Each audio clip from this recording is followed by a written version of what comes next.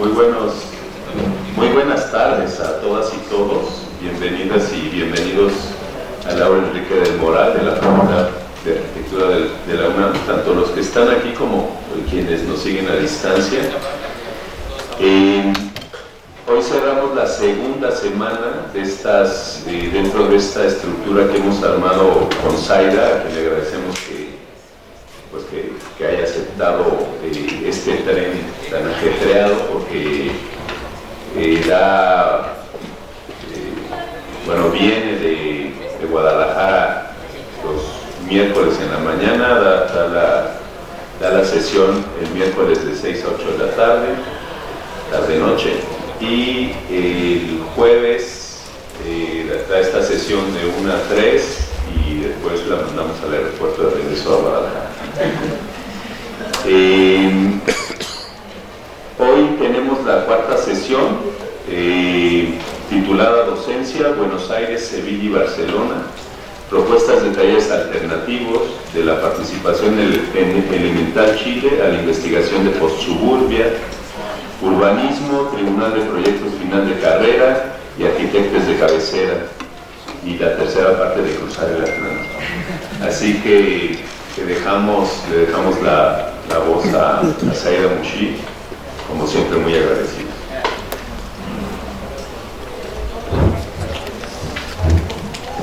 Muchísimas gracias por acompañarnos. Bien, pues vamos a empezar con el capítulo de docencia, que la verdad es un poco difícil, estoy un poco desordenado porque está difícil explicar. De hecho, para la exposición que estamos preparando para enero de la cátedra, es el capítulo que no está. Así que si tienen ideas de proyectos, son bienvenidas. Está bien difícil pensar cómo exponer la docencia. Bueno, esto de cruzar el Atlántico en realidad son tantas veces, a partir del 90, ¿no? Bueno, el cero que hablaba el otro día, de un viaje de turismo en los 80, en los 90, o sea, para vivir después, a partir del año 99 realmente, empecé a cruzarlo. Pero bueno, siendo estudiante, creo que comenté también el otro día, fui invitada por la Cátedra de Historia de Roberto Fernández a colaborar como ayudante alumna, que hacíamos con los compañeros la primera hora de las clases los viernes tempranito, por eso lo ponían nosotros 8:30, 9:30 estábamos nosotros, los estudiantes, y después venían las clases. Pero bueno, tuve una muy buena experiencia, y también el profesor con el que sigo teniendo contacto, relación. De hecho, esta tarde os invito, a las 5 de la tarde se presenta un libro de Susan Biondi y René Coglioni sobre la obra de estos dos arquitectos que trabajan en Lima. René es argentino y también es un discípulo de Roberto Fernández, y el libro, es un libro jurado de alguna manera por José María Montaner y por mí misma, un poco en diálogo con ellos y su obra. Cierro el panel publicitario. Y también en la UBA, una vez que terminé la carrera de arquitectura, se acababa de crear, o se creó ese año o el año anterior, el mismo año, fue el primer año. Se crea entonces, pongamos en el curso 89, la carrera de diseño indumentaria textil. Yo había intentado colaborar también en la construcción de la currícula docente, pero no tuve suficiente enchufe, se dice en España, acomodo, no sé cómo se dice aquí, padrinazo, no sé cómo se dice. Y no pude hacerlo, pero sí entré en dos materias, en dos cátedras. Una en diseño de indumentaria, diseño propiamente, y la otra en patronaje, ¿no? Que como me comentaba el otro día, era algo que me gusta mucho, el diseño también. Bueno, pues solo un año y medio, pues fui a Barcelona, pero ahí fueron como mis primeras experiencias docentes. Luego también, como contaba ayer, Gonzalo Díaz Recasens, el catedrático de proyectos de la Escuela de Arquitectura de Sevilla, me invitó a ir al taller de él, a dar clases, aunque eso no gustaba mucho a algunos profesores que han invadido sus sitios. Y tengo una anécdota con un profe muy amigo y con un entonces estudiante que es mi amigo, que yo le había corregido, a él le comentaba, tampoco corrección. Y cuando este estudiante le dice al profesor, no, porque Zaira me dijo esto, el profesor soy yo, no Zaira, bueno. Pero bueno, lo interesante fue que dentro de ese taller tenían un grupo de investigación y Gonzalo, bueno, como ser parte de una investigación, de primera investigación también así más formal, sobre el taller de proyectos. Eran todos los niveles sobre el barrio del Pópulo, que es el barrio donde están las dos catedrales de Cádiz, y entonces lo que nuestra investigación tenía que ver con ir a buscar, o sea, los archivos, ir encontrando pues, las trazas que tiene el barrio de dónde provienen, ¿no? Haciendo como un palinceptor inversa, buscando el origen. Y tuve la oportunidad de trabajar con 6 estudiantes, entonces, varios de los cuales son grandes amigos, que dibujaron todos estos planos, ¿no? Entonces, a partir del plano del 97, que era el que teníamos, ir como veis allí, como reconstruyendo el barrio, qué elementos nos quedaban de los edificios de los cuales encontramos planos en el archivo. Okay, entonces aquí no tanto fue una práctica de docencia, hice concurso un par de veces para entrar docente, no lo pasé, pero bueno, fue en cierta manera una primera práctica docente en España. Entonces, antes de ir a prácticas docentes, pues, compartir algunas reflexiones, ¿no? sobre este momento que nos ha tocado vivir desde los años 90 a ahora, ¿no? En donde mi interpretación libre de la vida y de la historia es que en este periodo neoliberal se ha preparado a una sociedad dócil y que las universidades han jugado su papel en esto también, en donde como también ayer me comentaba cuando hablábamos de ese par dual, de lo que se explica, ¿no? Del consumidor y el productor alejado en el espacio, se ha desactivado ese sentido de ciudadanía por el pasado a ser de consumidor y consumidora, ¿no? Por otro lado, una arquitectura también de glamour que desacredita la arquitectura como herramienta social, ¿no? En los últimos 30 años han construido esta manera de mirar la arquitectura alejada de las necesidades. Solo un tipo de arquitectura, ¿no? Aquella alejada de esas realidades más sociales. Y el efecto en las universidades ha sido la desactivación del espíritu, de la educación crítica del espíritu. Y creo que eso ha pasado en todas las universidades. Pero aún así ha habido cosas que siguen alimentando una ciudadanía crítica y un espíritu crítico, ¿no? Por un lado, hay unas experiencias como más directas en la construcción de derechos fundamentales, o sea, hay una amplia herencia de diferentes periodos de participación. Posiblemente en el mundo de la arquitectura hay también una herencia del mundo de culturas anglosajonas, en Latinoamérica también hay mucha participación, y participación desde España en cuestiones de cooperación, ¿no? O sea, la universidad como el pequeño reducto que tiene de otras prácticas está muy ligado a la cooperación y el desarrollo, ¿no? Cooperación en el desarrollo, que también tiene proyectos de cooperación interna, no solamente decir de colonizar de afuera, sino que también tiene proyectos de cooperación al denominado cuarto mundo. Y por otro lado, ¿no? Hacia el mundo, tenemos por un lado el informe Brundtland del 87 de nuestro futuro común, que digamos, después de la crisis del petróleo del 73, y nos informa y nos advierte del mundo en el que estamos viviendo y que vamos a dejar, todos los procesos de pensamiento postcolonial y los feminismos, digamos que todas estas ideas, no tenemos sostenibilidad, procesos postcoloniales, los nuevos relatos históricos y los feminismos que nos marcan todas esto que estaba pasando, nos deja de ser útil el hombre como medida y modelo universal. O sea, parece que hay para mí lo que se basa es el espíritu crítico que tenemos que trabajar y renovar y hacer más visible, tiene que ver con el final de esa universalidad. Bueno, este momento del 89, con la caída del muro de Berlín, que anunciaba al principio un mundo mejor, pero que en principio fue muy mejor. Pero desde luego se acabó, para algunos era el final de la historia, y otros no es el final de la historia, sino el final de alternativas, el final de otras posibilidades, y que habíamos llegado como al mundo ideal de la democracia capitalista. Esto también venía preparado por otros que de América sufrimos mucho, sino no en sus garras, no directamente, pero sí que las sufrimos. Las políticas neoliberales, tanto política como economía, ejercidas por Reagan y por Thatcher en Gran Bretaña y en Estados Unidos, que evidentemente eso tuvo su impacto, especialmente en las dictaduras de América del Sur. Por tanto, en Argentina, con una explicación en el contexto de la teoría del shock que explica Naomi Klein, ¿no? Estás reventado y te dan el pasazo de gracia, o toda la experiencia todavía más larga y con más experimentos y con más éxito en sus experimentos, que fue esta guerra de Pinochet en Chile, ¿no? Muchas de las cuestiones que podemos estar criticando hoy, como puede ser la producción de vivienda, no la producción de vivienda, sino del Estado, solamente la financiación de vivienda, dejando en manos de los negocios privados las urbanizaciones y la construcción de vivienda, se practica primero en Chile y luego es importado a México, a Brasil, a Colombia, a todos los países, ¿no?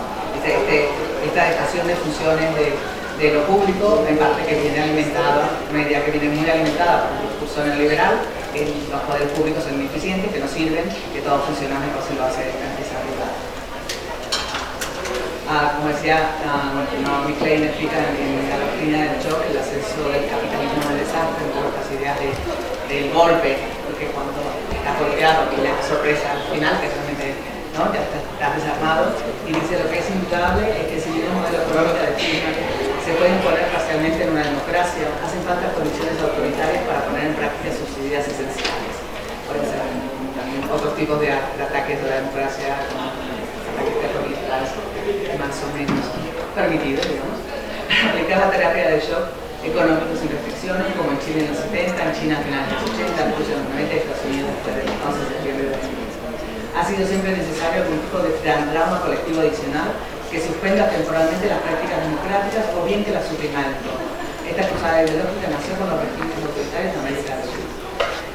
Bueno, y el modelo, también el modelo de vivienda privatizada y el modelo proprietarista, podemos decir, la vivienda también fue el que implantó Thatcher en Inglaterra, en Gran Bretaña, con la falsa idea, ¿no? Que siendo propietario pasó a ser más libre, a tener más capacidades, y fueron regalos envenenados, ¿no? Poblaciones que no pueden hacerse cargo del mantenimiento de las viviendas, que tienen deudas, generan barrios todavía más depauperados de lo que eran, pero el Estado se libera de cualquier responsabilidad sobre eso. Los resultados de las políticas Thatcher de pasar de alquiler a propietarios, la mitad de los propietarios de una vivienda están en situación de pobreza. O sea que lejos, no porque hay como una idea que la propiedad de la vivienda te garantiza dinero, con suerte te garantiza tener un techo, pero si es un techo, no es un bien financiero, no es un bien de ganancia económica. Sin embargo, nos han convencido que es así, y eso creo que ha generado muchísimos problemas.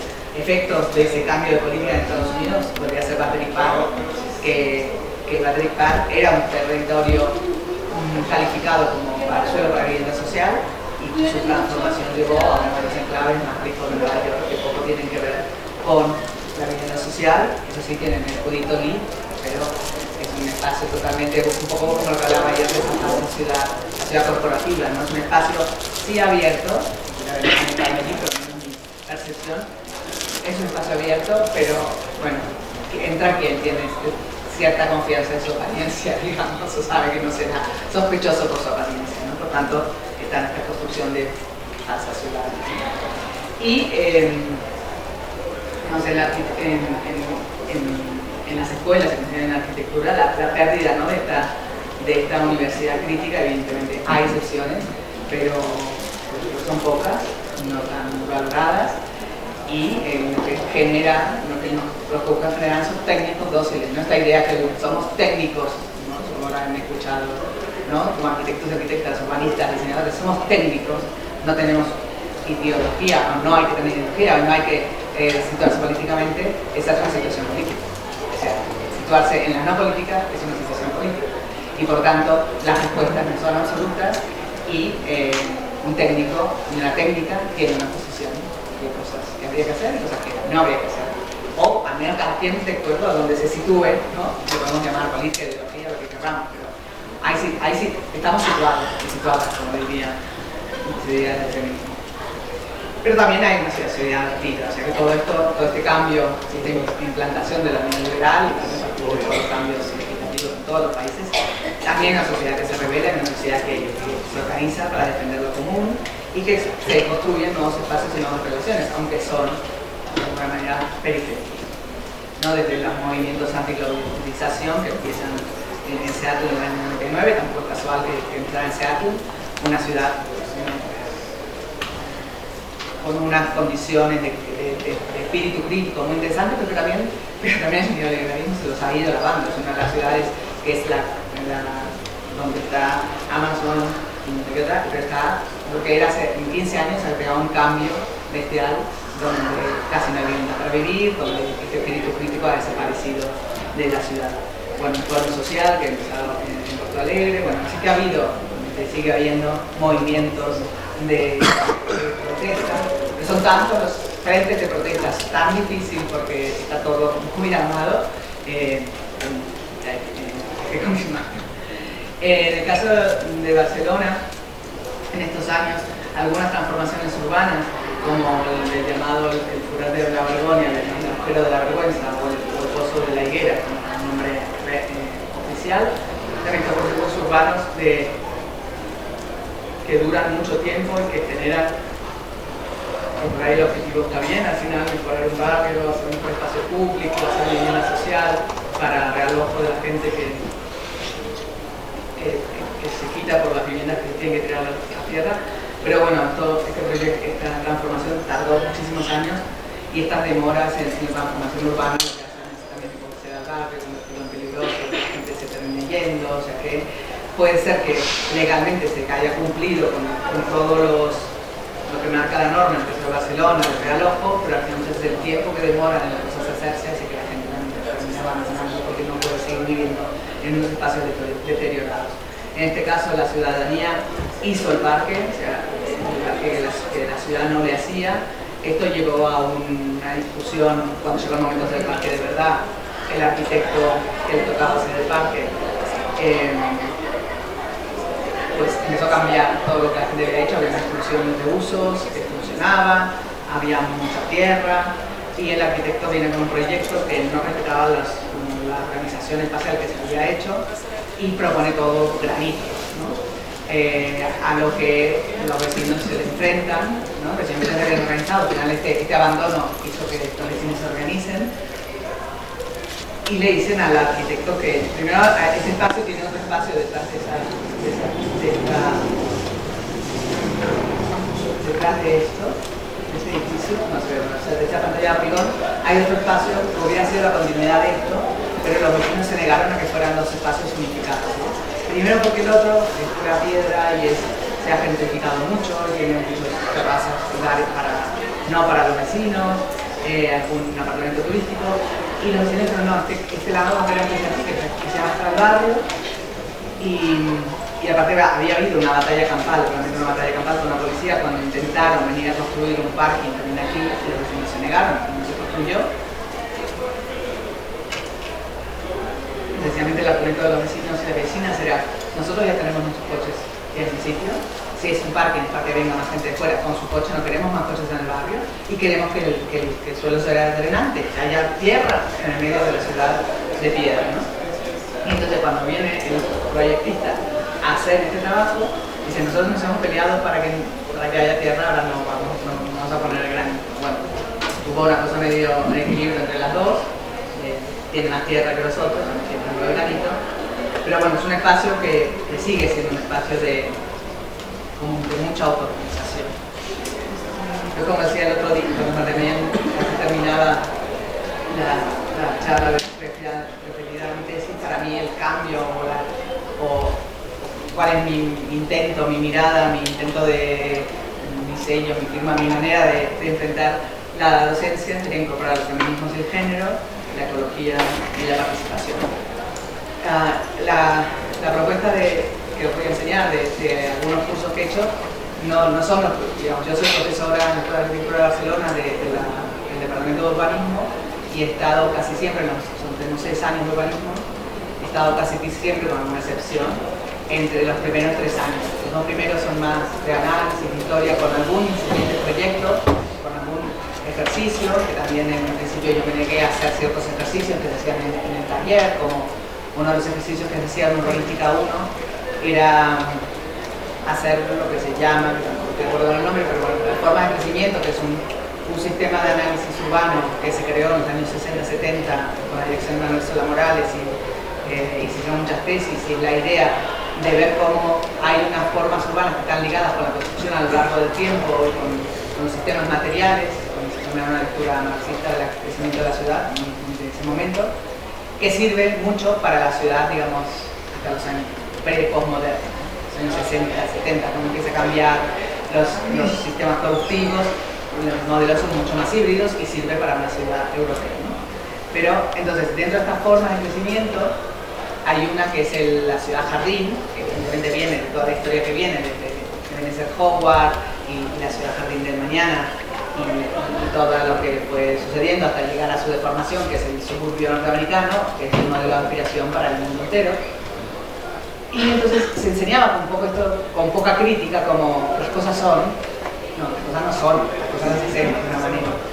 Y entonces el ejercicio que se hacía en ese curso era, aparte de algo que estaba sucediendo en esa construcción desaforada que hubo de vivienda en España entre 2000 y 2008 más o menos, llamaban o hacían el ejercicio de ciudad jardín tomando una parcela y subdividiendo en lotes para casitas individuales, pero con el mínimo espacio. O sea, no me niego a hacer esto. O sea, porque yo considero que también los ejercicios que hacemos como docentes, que hacemos en la carrera, de alguna manera están avalando algo, al menos que muy claramente quede como una propuesta de una crítica con esto que hacemos, ¿no? Pero si no, están avalando prácticas. Entonces, yo no voy a hacer esto. Entonces me decían, no, pero no saben. Pues si no saben, que no hagan nada, que sigan analizando, que sigan aprendiendo, o buscamos otro ejercicio y que hagan lo que puedan. Claro, también no saben. Y finalmente logré que el siguiente año lo que hiciéramos en Urbanística 1 era tomar un espacio abandonado en el centro de una ciudad y proponer una organización, ¿no?, en ese lugar. En el caso, vamos, un antiguo cuartel en una ciudad, pues salía lo que podía salir, no importa, pero la reflexión tiene más sentido que la de ser parcelas especulativas. Y en Urbanística 2, que es el otro taller en el que estuve durante mucho tiempo, o sea, estuve en 1, 2 y 3. En 2 es más el análisis. En esa época era más territorial, entonces era un poco subir la escala y entender cómo el territorio es construido y qué elementos aparecen. Y también aquí volví a ver otro ejercicio que se mostraba toda la vida, que era Protagre City, nos suena a todos, ¿no? ¿O no suena? Protagre City es la ciudad que Wright propone a raíz de la crisis del 29, de hacer una ciudad en donde cada quien tuviera su casa y tuviera una parcela, un terreno para cultivar alimentos. Uno de los problemas de la crisis del 29 era la imposibilidad de alimentarse en ciudades.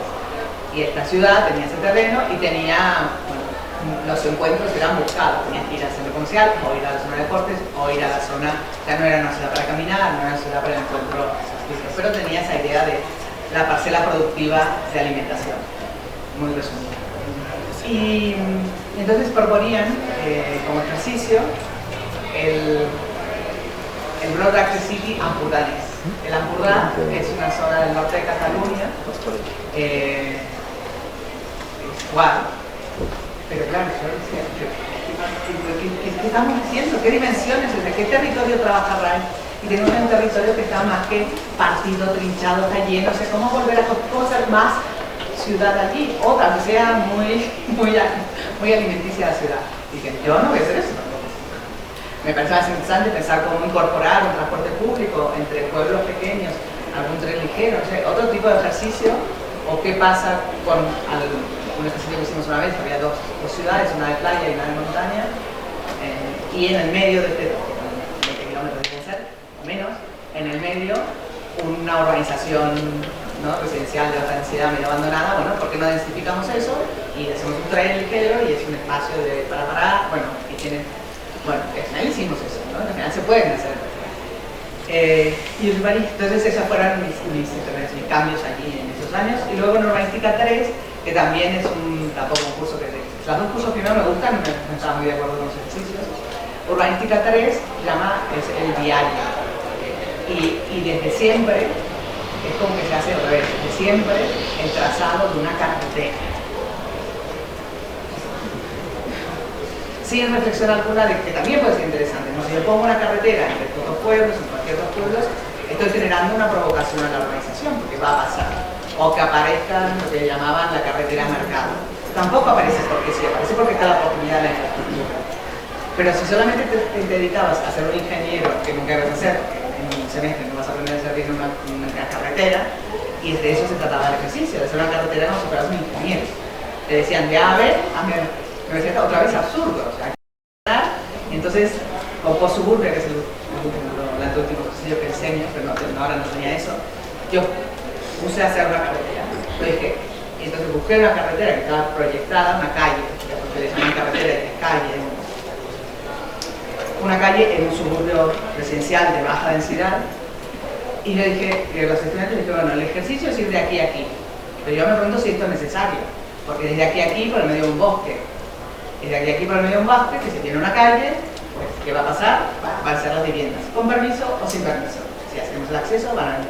Es la única manera de mejorar la vialidad aquí, la accesibilidad, y estaba abierto. Si quisiera hacer que lo hiciera, y que no, que mejorara la infraestructura de lo existente, ¿no? Entonces esos son los tres cursos en los que yo más he estado. Haré una de las plazas con urbanística 1 y la otra plaza con urbanística 3, pero digamos, la selección que he hecho tiene más que ver con los cursos en los que sí yo he sido más libre de explicar y montar un programa, ¿no? Muchas son optativas, algunas otras tienen que ver con el máster, pero bueno, es un poco lo que voy a contar, más o menos con lo que tengo, porque tampoco dejo mucha información. Entonces, a ese feminismo, género, ecología, sostenibilidad y participación, ¿cómo responder desde la docencia, ¿no? Entonces, aquí he intentado agrupar, por un lado, el máster laboratorio de la vivienda, que ya hablaremos más cuando venga José María Montaner, pero digamos, pues como decía, también lo comenté, pensar cómo tiene que ser una escuela, cómo hay que trabajar, cómo integrar los espacios. Duró 10 años esto y eso permitió estar como más contenta en los ámbitos docentes. Arquitectura y política, que es una materia optativa que comenzamos con José María en el año 2007, digamos, cuando en plena burbuja inmobiliaria, donde decía uno, y con crisis, pasada crisis, sigue habiendo mucha práctica de proyecto que está ligada a esa arquitectura súper especulativa, a esos edificios con un dinero imposible, en donde evidentemente no importa, o sí que importa la ciudad, que eso al menos en Barcelona se sigue entendiendo, pero la gente o cuestionar el programa no tiene importancia.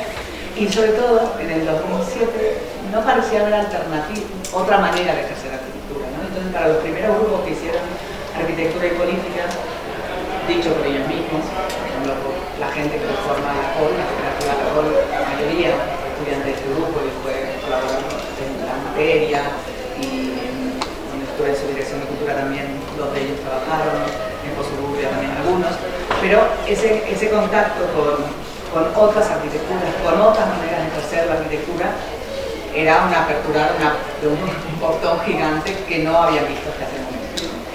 Y bueno, pensar que se podía ser arquitecta de otra manera. Y de arquitectura y política sale el libro Arquitectura y política, el verde, que es la experiencia docente, que hace el programa de esos primeros años. Y luego, después de la experiencia política, tanto de José María como mía, la de José María como electo por la ciudad de Barcelona, regidor, no sé cómo se llama aquí, de vivienda y de un distrito de San Martín, y yo como director urbanístico de Colomar Gramenet, hicimos política de arquitectura, creo que además un libro de José María, que tenía más prisa en explicarlo y yo también colaboré en alguna cosa. Y aquí era reflexionar ya desde el otro lado de la mesa, ¿no? Hemos estado del lado de la crítica, del lado del activismo, del lado de la docencia, y nos puedo pasar al otro lado, síndrome de Estocolmo, está bien, está mal, hago todo, si estoy haciendo lo que predicaba o no, lo que decía, bueno, creo que al final más o menos nos salimos, pero no generan pocos conflictos en el espacio. Luego, del máster mismo, Habitar el Presente, que es el resultado de una exposición, pero que trabajamos en el máster como, bueno, cómo nos encargan una exposición sobre vivienda en España, cómo hacemos esa exposición, cómo dirigimos en el momento que se construyen más viviendas en España que en Bélgica, Alemania y no sé qué otro país juntos. O sea, cómo seleccionamos, cómo salimos de lo que se publica en las revistas, que de hecho rechazamos y no publicamos algunos de los proyectos que en ese momento eran más reconocidos, y generamos una... También en el norte trabajábamos sobre desarrollar una materia que proponía, decir, bueno, cómo si en el CIAM del 27 se hace una exposición sobre vivienda moderna y se decide una manera de dibujar que explicaban, si hiciéramos hoy una exposición de vivienda, ¿qué explicaríamos? Y basado en uno de los trabajos de David Hernández Falagan y Mauricio Rodríguez Soriano, que ellos hacían una especie de ecualizador para medir, trabajamos eso para la exposición en el presente, ¿no? Entonces decidimos generar una evaluación que, bueno, volveremos, pero que evaluaba 4 características: la sociedad primero, la ciudad, las tecnologías y los recursos. Primero, bueno, la discusión para esa exposición, si poníamos con cumplir con una de las columnas estaba bien, pero generalmente decimos que no, teníamos una evaluación, se evaluaban los proyectos según unas preguntas que estaban allí, y tenías que aprobar en todas las columnas, por no sacarte un 5 de todas las columnas, si no, no podías pasar a la exposición.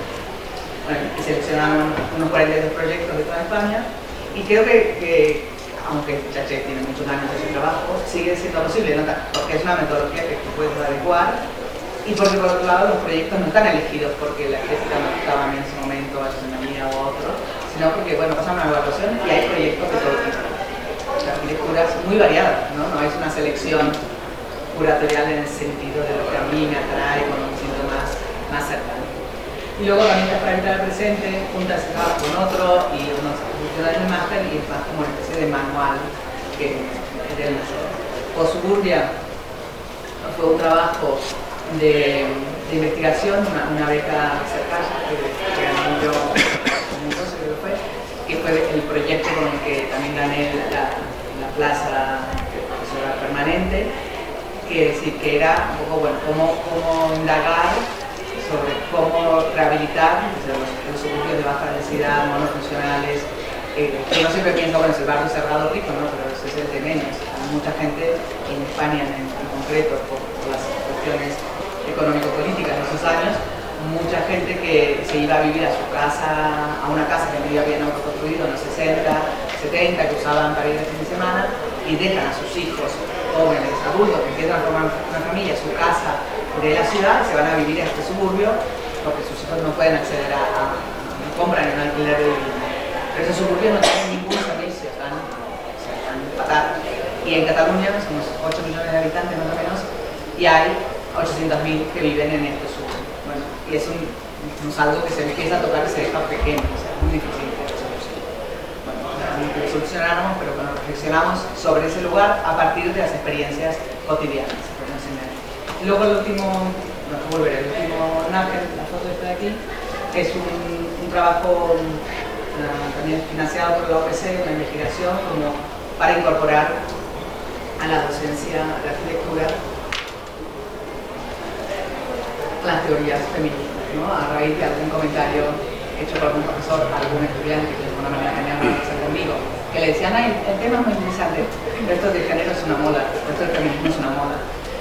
Entonces, esto es una respuesta, es decir, señor, no es una moda. Este libro solo recoge una selección de libros y artículos y pensamientos de los últimos 50 años, hay antes. Entonces, usted puede no saberlo, muy bien, pero es curioso. Hacer gala de no conocimiento nunca suele ser algo que la gente haga gala, que le guste. Pero decir que esto es una moda despreciable, no saber, sí, o sea, es desprecio grande. Entonces, bueno, yo se lo dediqué a ese profesor, que hace poco tuvo que escuchar como a mí me llamaba el TEC precisamente para incorporar la perspectiva de género y hablar de esto, las modas, que se ve que del otro lado del Atlántico, están más aceptadas.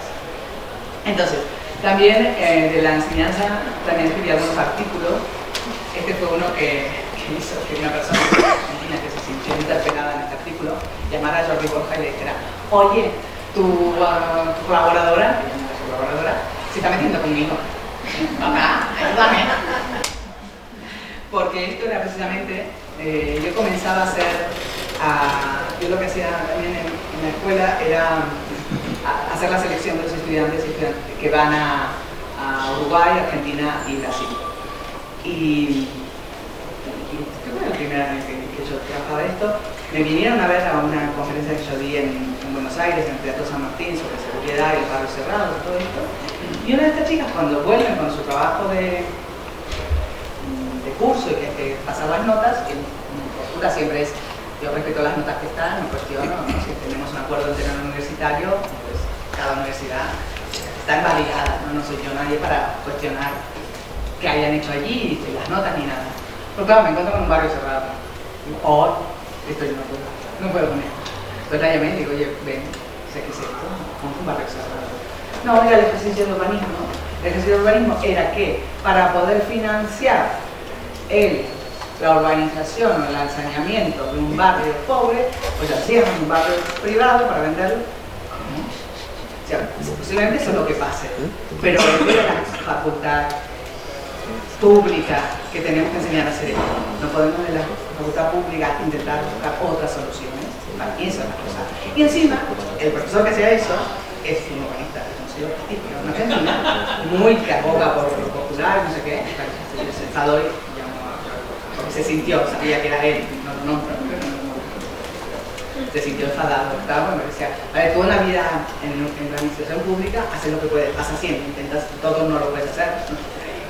Hay normas, porque tus tiempos, vale, no entiendo, pero en la docencia, a mí no, personalmente, y menos en una universidad pública, no creo que sea replicar al mercado lo que hay que enseñarle a los estudiantes. Bueno, luego he hecho otros artículos más recientes sobre enseñar arquitectura en Eurocastria, un poco el feminismo, que pensar en la docencia, también tomando científicamente de referencia, un poco de la arquitectura depende, ¿no? Este libro sería, no sé, está traducido, que es una pena. Un poco, ¿no? La arquitectura no es absoluta, depende de muchas cosas, ¿no? Las cosas de la autonomía de la arquitectura no.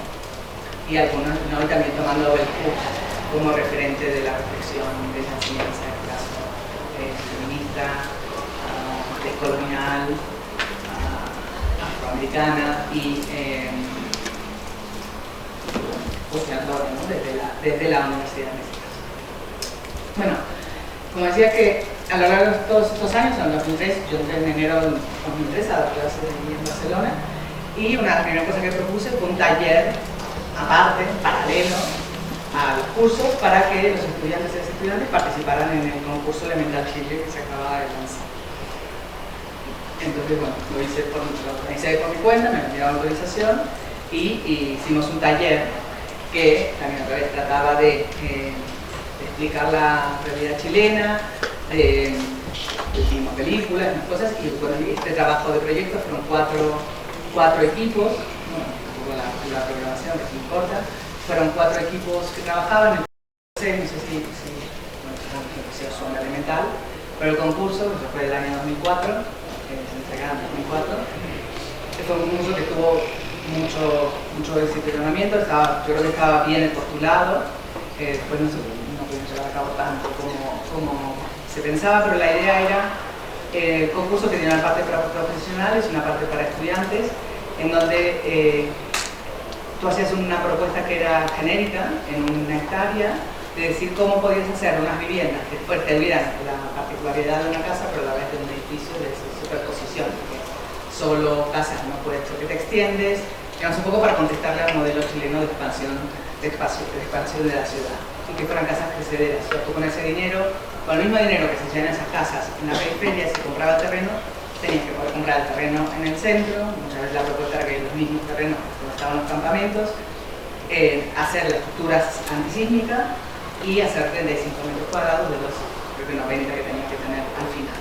Bueno, y entonces había un concurso profesional y estudiantes, que luego a cada grupo profesional se le asignaba una región de Chile y tenían que repensar el proyecto, y los estudiantes tenía que haber una persona por equipo, no fuera un equipo, tenía que haber una que da la cabeza, porque ganaban 7 estudiantes del mundo y se iban a trabajar unos meses con el equipo, con los diferentes equipos que habían ganado. La idea estaba muy bien.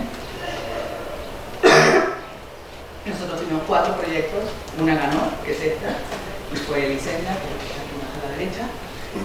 La idea, cada grupo tenía como su idea, la idea de ellas era como una mega estructura que era el corazón antisísmico y instalaciones, y luego se iba como articulando en estos forjados las diferentes partes de la casa, que las partes crecederas. Entonces iban como colonizando el territorio a partir de los años. El otro equipo que la cabeza fue Ana Buchané, en este caso quedaron finalistas, no ganaron, y era otra postura diferente. En este caso era la postura de las pequeñas parcelas, trabajaban un poco los espacios interiores y cómo podían ir creciendo como un Tetris estos elementos. No con todos los proyectos, pero tuvimos una buena performance. De 4, 2 tuvieron un premio. Como esto me gustó lo de proponer cosas y hacer cosas al margen, le propuse a Ramón Sanabria, que está aquí un poco arriba en el medio. Sí, no sé cómo vino, pero bueno, la cuestión que también participar en un concurso, en este caso en la Bienal Iberoamericana de Lima del 2004, que habían llamado un concurso para estudiantes, en donde había que dar respuesta a la emergencia. Entonces, claro, estaba muy pensado de emergencias climáticas o emergencias derivadas de sismos, etc.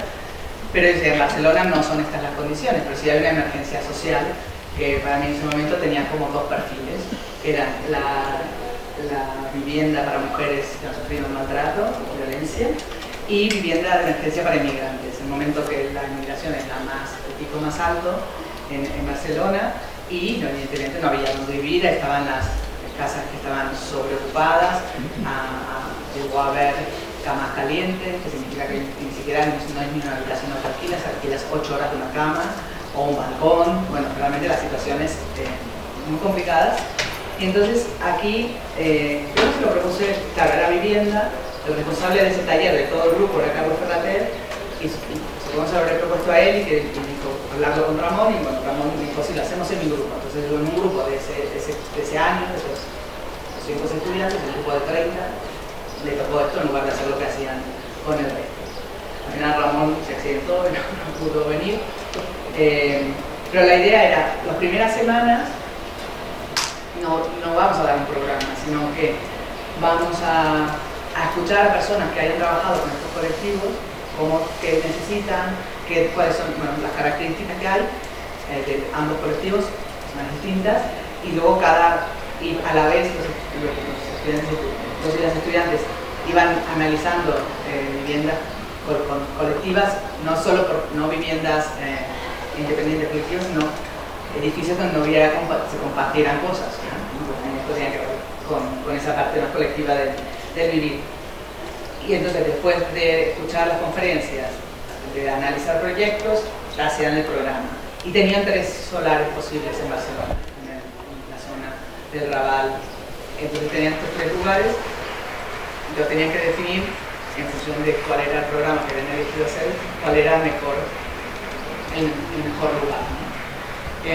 Bueno, sí que a muchos les gustó, pero a muchos otros no les gustó. Uno de los estudiantes, cuando terminamos, dice, no me gustó nada, porque yo no quiero pensar en el programa, yo quiero que me lo den listo. Bueno, ya te ves, te has tenido 5 años y medio, a medio año que no te lo den listo tampoco pasa nada. Esto después lo pusimos y bueno, perdí porque había hecho como un vídeo, pero se me una cosa.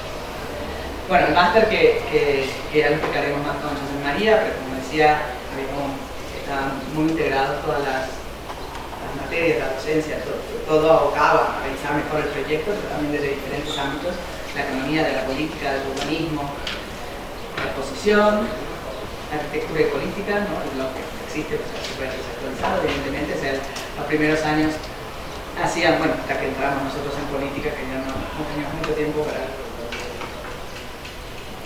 hacer más cosas, con eso ya tuvo excedencia los 4 años.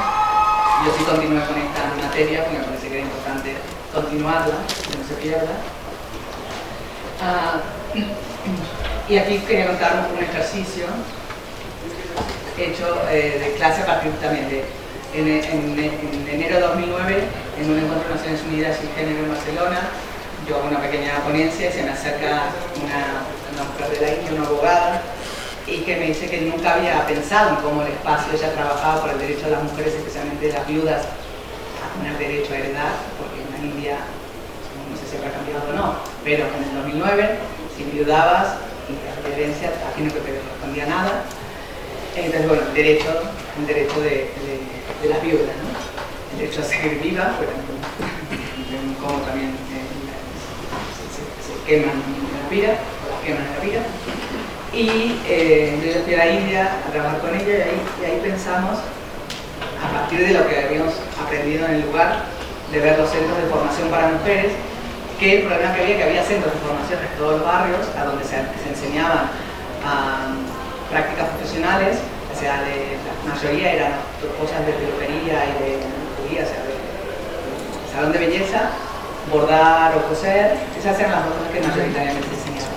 Pero luego no tenían posibilidad de trabajar, porque en los barrios que estaban no había oferta de trabajo, y irse de su barrio era muy difícil, porque tenían que volver a cuidar a los niños, porque el traslado tampoco es tan fácil.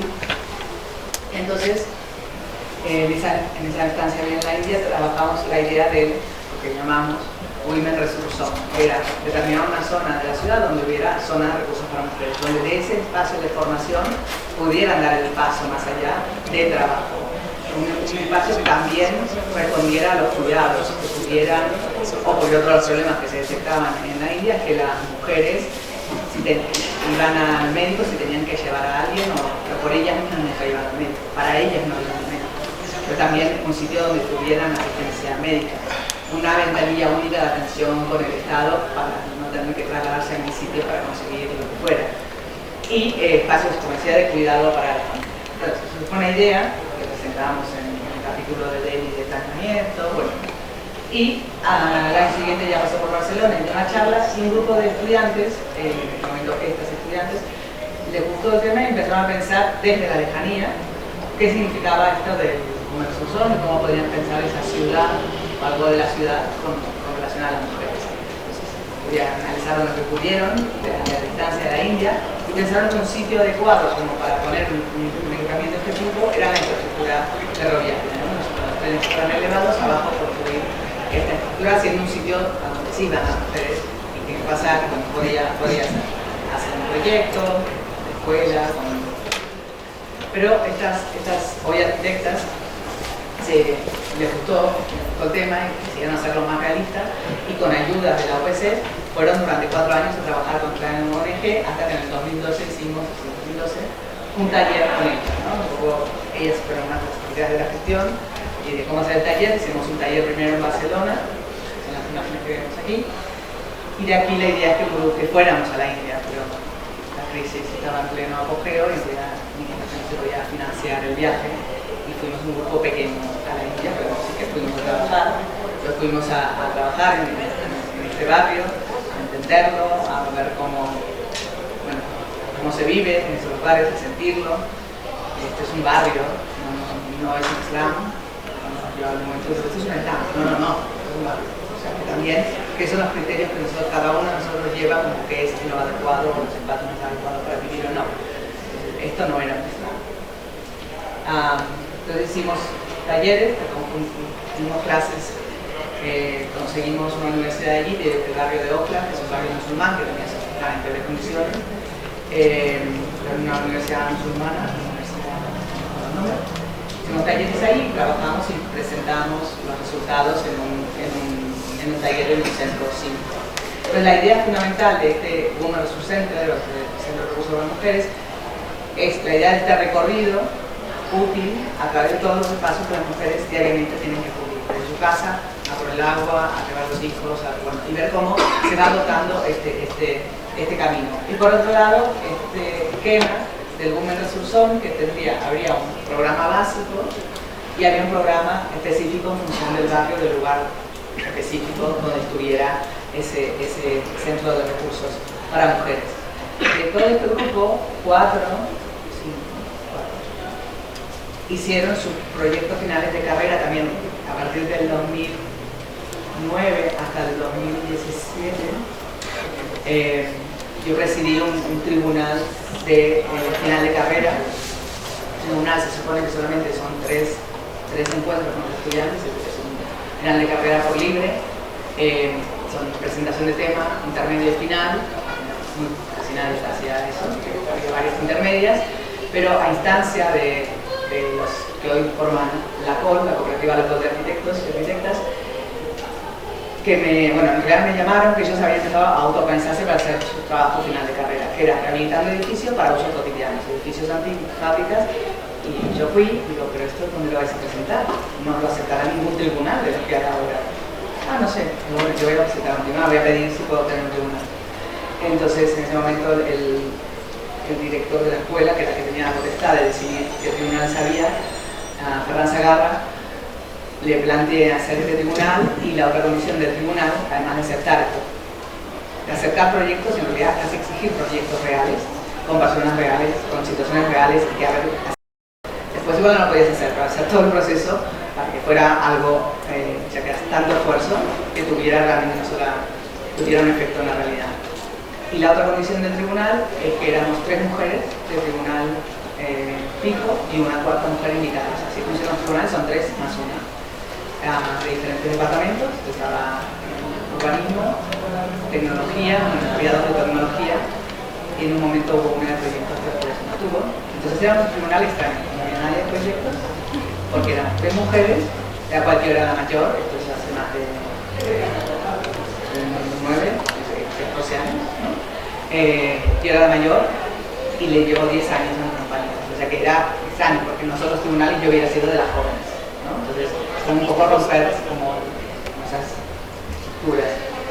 Pensé que alguien se iba a meter más en el tribunal, al menos de frente con el tribunal, y sí, también fue una muy buena experiencia para las 3, que era Sandra Bestraten, que hoy es la presidenta del Colegio de Arquitectos de Barcelona, Ana Ramos, que hoy es la gerente de la Fundación Miguel Roy desde hace 6 años, y la invitada externa fue en un momento Margarita Jouvet-Bibum, socia del estudio Andai Jouvet, que hoy está en New Orleans dando clases, y cuando ella se fue a New Orleans, fueron a Virginia, entró Patricia Reus, que es socia del estudio Blanca Ford Reus y también profesora de la Universidad de Cartagena en Murcia. La verdad que aprendimos mucho, nos pasamos sobre esto. Bueno, entonces, entonces estudiantes de Arquitectura y Política pasan al PPC a desarrollar estos proyectos, que son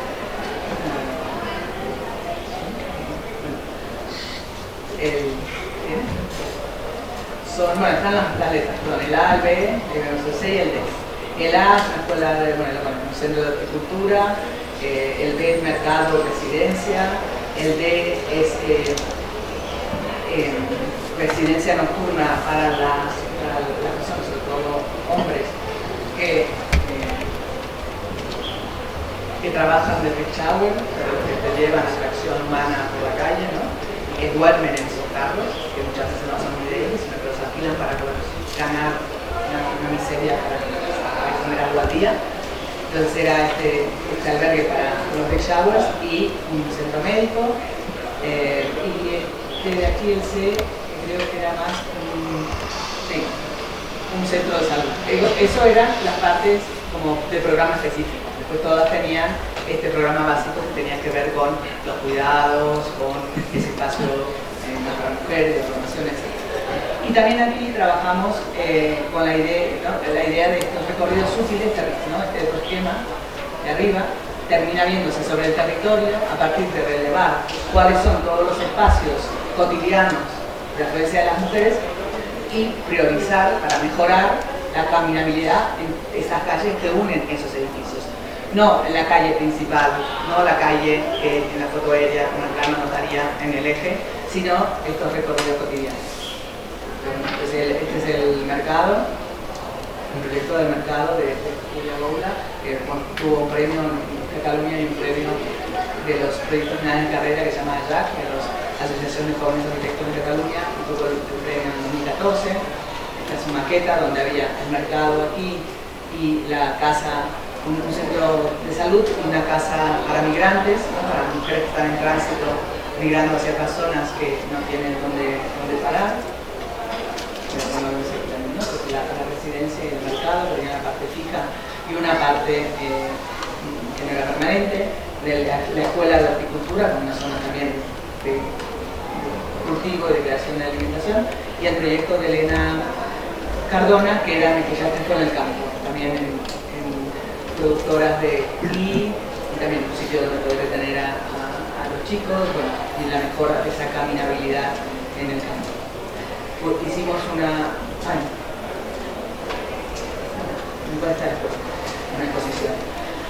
Después también, dado esos dos cursos que hice, que comentaba en 2013-2004, elemental, y del concurso de la BIAU, el concurso de la BIAU, no lo dije hoy, no ganamos nada. Bueno, mandamos igual a el director de la escuela, las clases empiezan después del 11 de septiembre, el primer lunes después del 11 de septiembre, me llama el 1 de septiembre y me dice que si quiero hacer un taller experimental de proyectos y dibujo. Yo soy profesora de y de ahí eso de los carboncitos también se trata. Porque tenía una ayuda de la OPC para hacer ese experimento, que era un dibujo de proyectos en primer año, y a la arquitecta que había elegido como profesora asociada del proyecto para que hiciera este trabajo, en el departamento la amenazaron que si hacía ese trabajo se olvidara de su trayectoria, no sé quién era, que se olvidara de su trayectoria dentro del departamento, con lo cual renunció a la oportunidad de hacer este trabajo. Y entonces me llamó a mí el director, me dice, ¿lo haces tú? Sí, yo lo hago. Entonces la otra persona, que era la profesora de dibujo, Monserrat Rivas, no la conocía, en 10 días tuvimos que ponernos de acuerdo y pensar en un programa y cómo afrontar estas clases, que de pasar de tener 2 días de dibujo de 2 horas cada vez y 2 días de proyecto de 3 horas cada vez, eran 2 días de 5 horas. Todos juntos, todo mezclado, todo a la vez, fueron 2 años muy bonitos, muy experimentales, muy de ver, o sea, nunca sabes, los estudiantes, que ahora dibujamos. Ahora hacemos historia, estaba todo junto, evidentemente, así que hicimos algún recorrido, algún viaje, y hacíamos lecturas. En ese momento, Martí Ariz, el profesor Martí Ariz, que era el catedrático del proyecto, cuando yo lo invité a una sesión, como en diciembre, que habíamos puesto una sesión de lectura y de debate, ¿no? También cosas que en general no se hacen, ¿no? O sea, dibujo de todas las maneras, hacer investigación, buscar proyectos y analizarlos, hacer maquetas de existentes y poco a poco entrar en el proyecto y también leer, ¿no? Una cosa que mucho no se propone. Y habíamos hecho una selección de textos y uno era de Carlos Martínez. Y Carlos me dice, ¿sabes? Esto es un tema muy complicado, muy difícil para los estudiantes. Carlos, son estudiantes de primer año de la universidad. Si hay algo que han aprendido en la secundaria es hacer lecturas y análisis de texto, podrán leer y podrán llegar a lo que lleguen con 19 años. Cuando tengan 40 llegarán a otra cosa y cuando tengan tu edad llegarán a otra cosa, no importa. O sea, evidentemente no harán tu lectura, pero bueno, si te parece, bueno. Y él vino a la sesión y le gustó.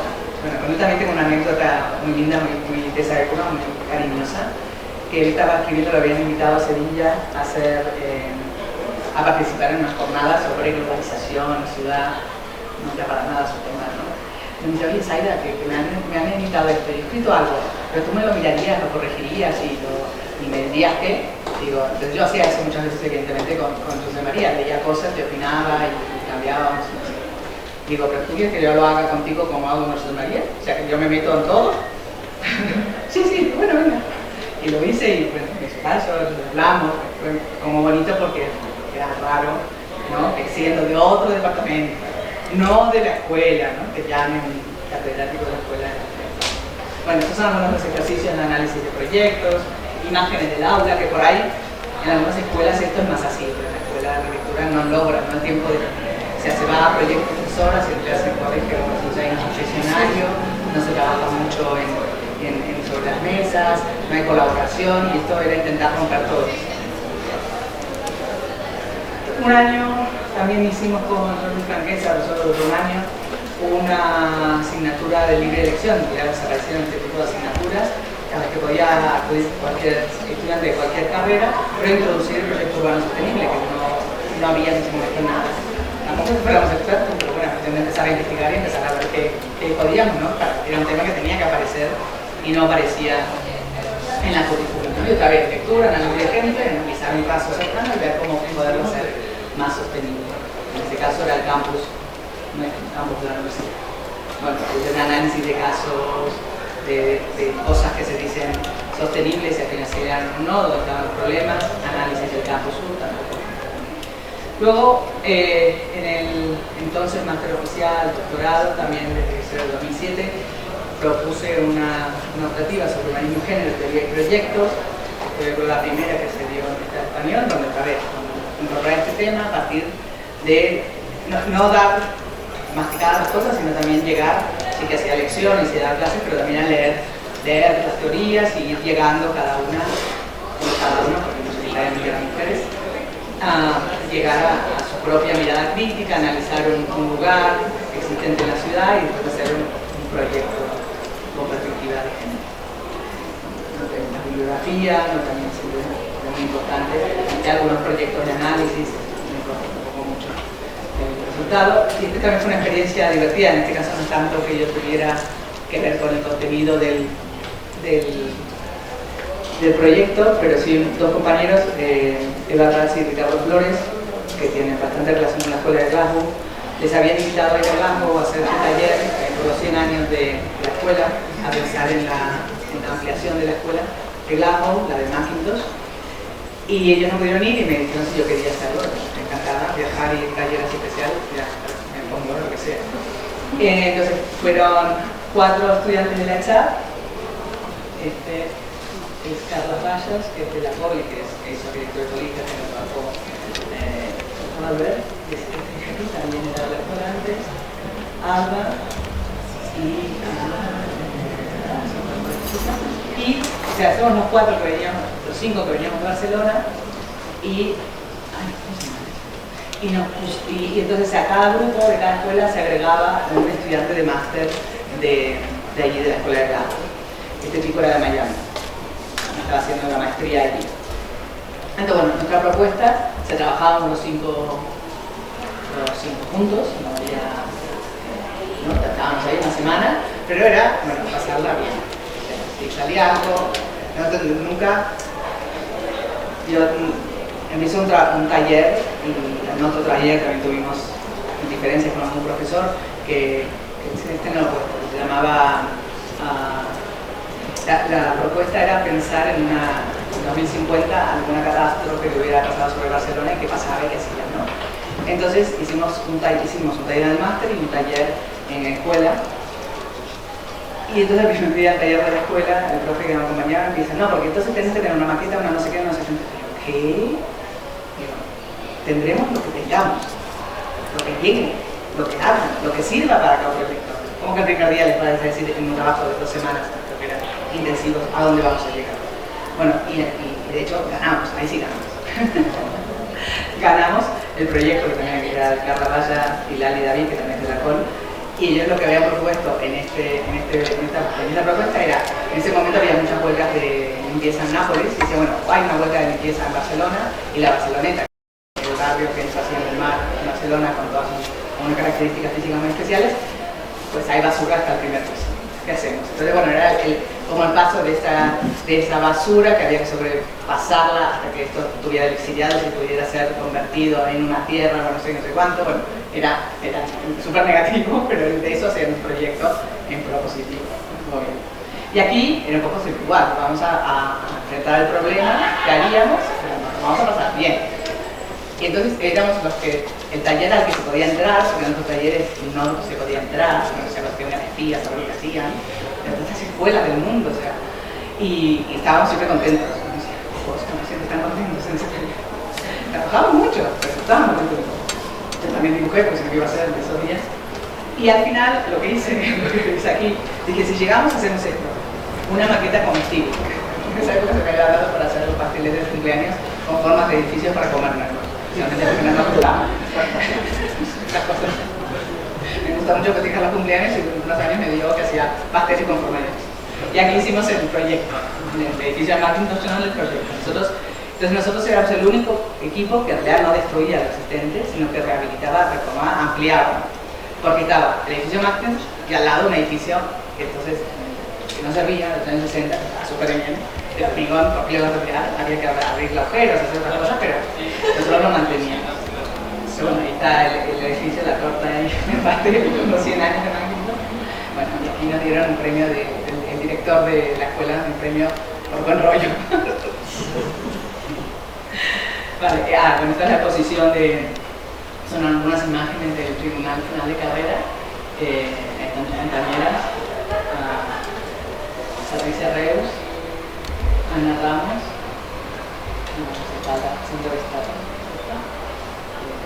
los tribunales que también intentábamos pasándonos bien nosotros, que lo pasen muy bien los estudiantes, que vengan las familias, que sea un momento de felicidad. Evidentemente, alguno no aprobaba, evidentemente alguno no aprobó, que tampoco era, pero los que venían trabajando, pues era un momento ya de placer, terminas algo, lo enseñas, y en realidad como también todos eran proyectos como muy propios, que tenían que ver con su historia, con su pueblo, con cosas que les interesaban, también eran proyectos con mucho cariño, ¿no?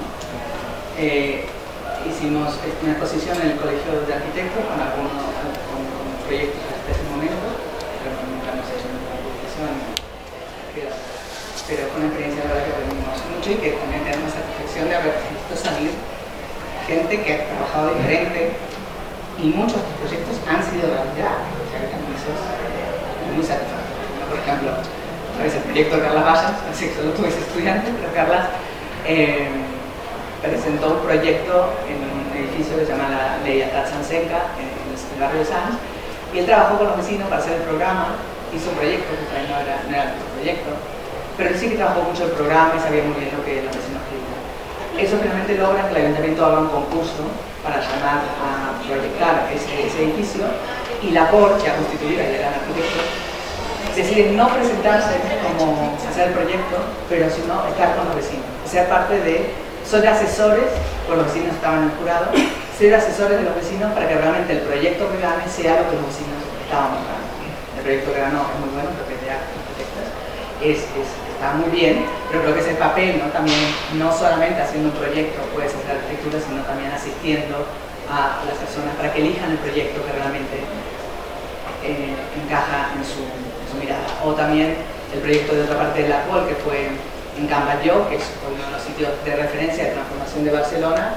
3 de ellos estudiaron ese lugar, y el proyecto de uno sobre todo ahora no es un proyecto, pero era la idea de él, que era una incubadora de cooperativas, está en marcha, hasta que al final, y le sirvió a ellos para todo el proceso que se hizo a partir de 2011 de recuperación de ese espacio, para trabajar con todas las comunidades que allí acuden, trabajar el proyecto. Entonces, y otra estudiante que trabajó en un pueblo de Aragón, en donde lo que hacía era claro, también saltábamos las normas del proyecto final de carrera, que es un edificio edificado en 1.000 metros cuadrados, no sé por qué, y nosotros estábamos también proyectos urbanos, proyectos que tuvieron un pequeño edificio si era necesario.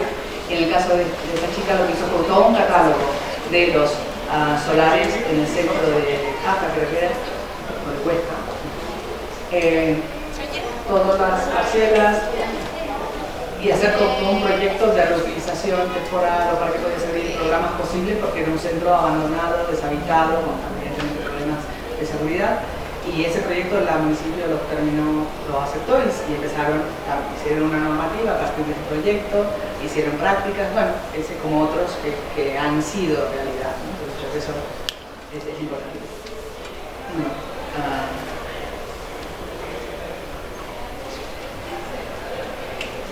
pues ocurría, bueno, no tengo una documentación, pero esto que comentaba antes, que fue este concurso de Tercer Casa, que es una beca que empezaba a dar ese año la Caixa, un banco, y entonces esto es lo que nos propusimos, ¿no? Tratar de ver cómo analizar estos lugares desde la vida cotidiana y cómo proponer mejoras desde la vida cotidiana. El objetivo eran actuaciones para mejorar la vida cotidiana en los entornos residenciales no funcionales, trabajando son 5, no sé por qué hay más, pero en 5 líneas que tenían que ver con la autonomía, seguridad y igualdad de oportunidades, compactar, densidad, economización, mejoras progresivas, actividades complementarias, el impacto diferenciado según sexo, género, edad, participación, trabajo con mujeres. Entonces el trabajo es un librito que creo que aquí en la biblioteca y que está por la red en algún lugar. Y bueno, entonces hay 5 líneas estratégicas, hay unos objetivos, y cada línea estratégica un paso previo, que para diseño más bonito ahora.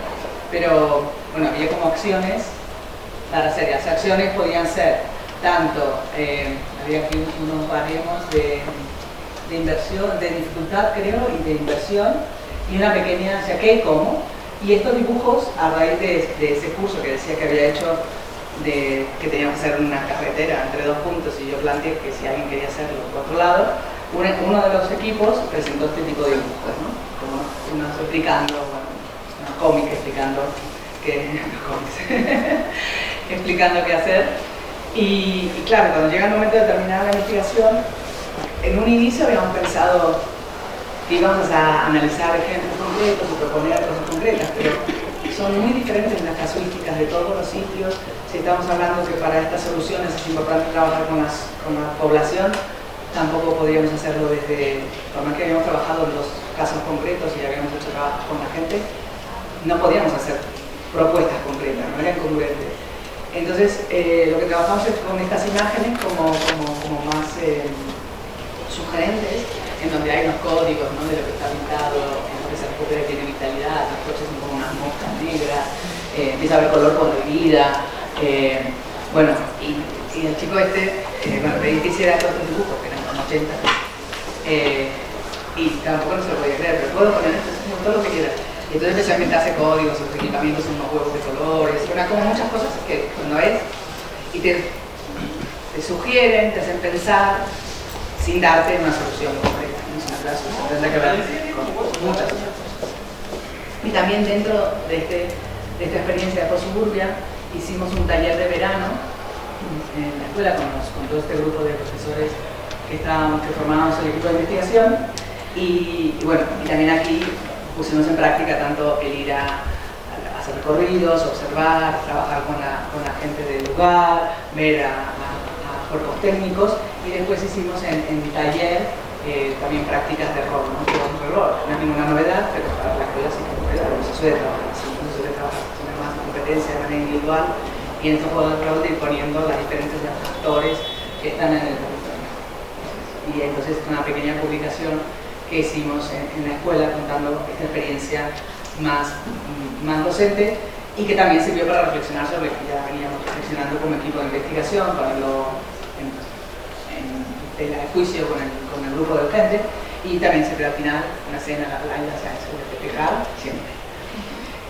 Y por último, en los últimos años, así dentro de estas docencias, ¿no?, las más regladas, he formado parte del grupo de arquitectos de cabecera, que somos un grupo de profesores y profesoras y de ex estudiantes, y también formamos una asociación fuera de la escuela. La idea de arquitectos de cabecera, que surge a raíz de la crisis en el 2013, de cuestionar la docencia que se estaba dando hasta ese momento y trabajar con la realidad. Hubo varios talleres también de otras materias que transformaron ese año su curso y buscaron, ¿no?, hacer una docencia alterada, bueno, para responder a lo que en ese momento los y las estudiantes reclamaban, ¿no?, una escuela más relacionada con el entorno, más social, más... Y de eso solo queda arquitectos de cabecera, que lo que propone es trabajar otra vez desde el recorrido, conocer a la gente, escuchar a la gente y hacer proyectos que no sabemos qué son. Cosa que genera mucha crisis, que genera mucho... Bueno, porque es otra manera de cómo vienen enseñados toda la carrera, y de golpe decimos, no, hablen con la gente y encuentren qué hacer. Y nos da igual, porque de hecho nos da igual, al final todo es un proyecto posible y puede ser, de hecho ahora veréis en este caso, en Zafarechos, estoy la consulta de directora de urbanismo en Santa Coloma de Gramenet, que es uno de los barrios de Santa Coloma de Gramenet. Trabajamos ahí con los vecinos, trabajamos en el centro cívico, que es el presidente de la asociación de vecinos, no sé, cada estudiante está encontrando proyectos posibles. Pero como conjunto hicimos una fiesta. El proyecto conjunto fue una fiesta. Hacemos fiesta, hacemos Zafarechos, ¿no?, que Zafarechos es el lavadero, pero también tiene como la connotación de voces, ¿no?, charlar.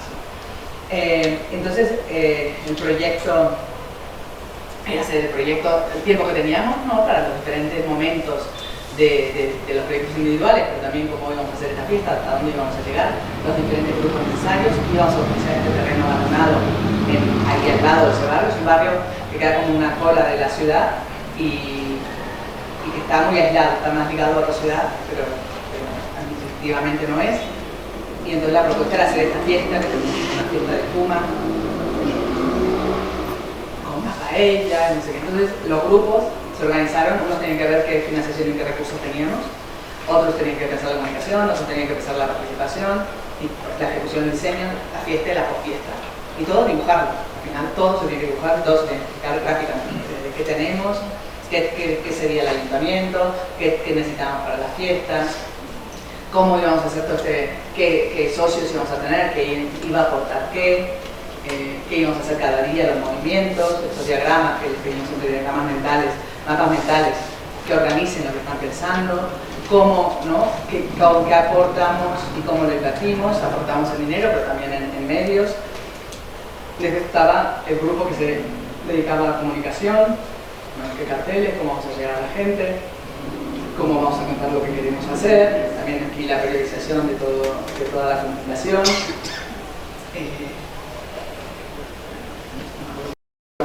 Tiene que ver con comunicación, otro es participación, o sea, qué vamos a proponer para que haga la gente, qué vamos a hacer con la gente, cómo vamos a trabajar ese sistema de la participación. Y una de las propuestas era hacer ese vacío que vimos, arreglarlo provisionalmente como una plaza. Entonces había que hacer un super banco, que se hizo un super adobe, ¿no? Se hicieron bloques de adobe allí y se construyó un banco con forma como serpenteante, y se hizo un mural también con los niños y las niñas del barrio. Y aquí otra vez, el dibujo de lo que pensábamos, querían ser estos dibujos, son ser dibujos hechos a muchas manos, interviene casi todo el mundo, les llamamos dibujos a 40 manos, son grandes, sonométricas. Entonces ahí ponéis el mural, el super adobe, después, y aquí se iban incorporando las cosas que proponían diferentes grupos. Otro grupo proponía que bajo el puente, aquí está cruzando autopista, que bajo el puente iba a haber una proyección de cine, bueno, cómo se hace, cómo se queda, dónde se cuelga, y hay que hacerlo. Es algo simple, un punto simple, pero realizarlo a veces no es tan simple, aunque sea simple. Hay aquí trabajar con los niños del barrio, qué cosas tenemos que llevar para hacer este super adobe, construir con los niños y las niñas, toda la organización del espacio de trabajo, el trabajo con los niños del barrio, con los super adobes, fuimos a la escuela a explicar y a invitarles. Y luego de aquí, o sea, estaba esta fiesta, que era la acción, después había proyectos que tenía que hacer cada grupo, este es el barrio, más o menos. Entonces son los diferentes proyectos, los esquemas de proyectos finales de carrera, ¿no? Este taller temático estaba ligado a un proyecto final, a un año siguiente de proyectos finales de carrera. No es obligado, pero se puede. Entonces, uno de los proyectos, por ejemplo, en este caso de Pello, era en la...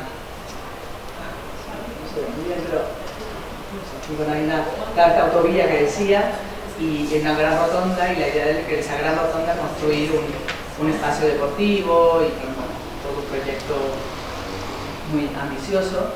O el proyecto de Cristina Poza, que su proyecto final, en este barrio está congelado un planeamiento de los años de bonanza, miles de viviendas, que los vecinos están en contra. La alcaldesa tampoco está a favor de ese proyecto, pero eso está medio congelado. Entonces la idea era, ¿cómo haríamos? Porque evidentemente sí que se necesitan viviendas en este lugar, porque se han destruido muchas viviendas para hacer lugar a este plan, no se hizo, pero se necesitan viviendas sobre todo porque hay espacio y porque el barrio si no se va quedando sin ningún comercio, sin servicios, porque no hay gente suficiente que viva, ¿no? Pero ¿cómo hacemos un plan que no sea rechazado por los vecinos? Entonces esto era lo que le interesaba a Cristina, le interesa mucho el planeamiento, y la propuesta fue, pues, proyecta, o sea, tu PFC es tu proyecto de participación vecinal para este tema, y vas haciendo como cómo sería este taller y cuáles serían los resultados posibles de este taller. Haces el resultado. Y con ese resultado vamos a seguir trabajando con los vecinos y vecinas. Entonces era como hacer el proyecto de la participación y los posibles resultados que salieran en cada caso. Es un trabajo súper interesante. Y ya para acabar, este es uno de los últimos trabajos, no es un trabajo docente, sino es un trabajo, esto que explicaba al principio, ¿no? Para recoger una antología de pensamientos feministas para arquitectura, respondiendo a ese profesor que decía que dice a veces que es una moda, que no tiene consistencia. Pues aquí tienes, si quieres integrarse un poco, tiene unos cuantos abstracts de muchos, una selección de textos, y la decisión aquí fue algunos textos que no estaban traducidos en inglés y francés, traducirlos al castellano, incorporar también parte de la experiencia en estos temas en Latinoamérica y hacer un libro en digital.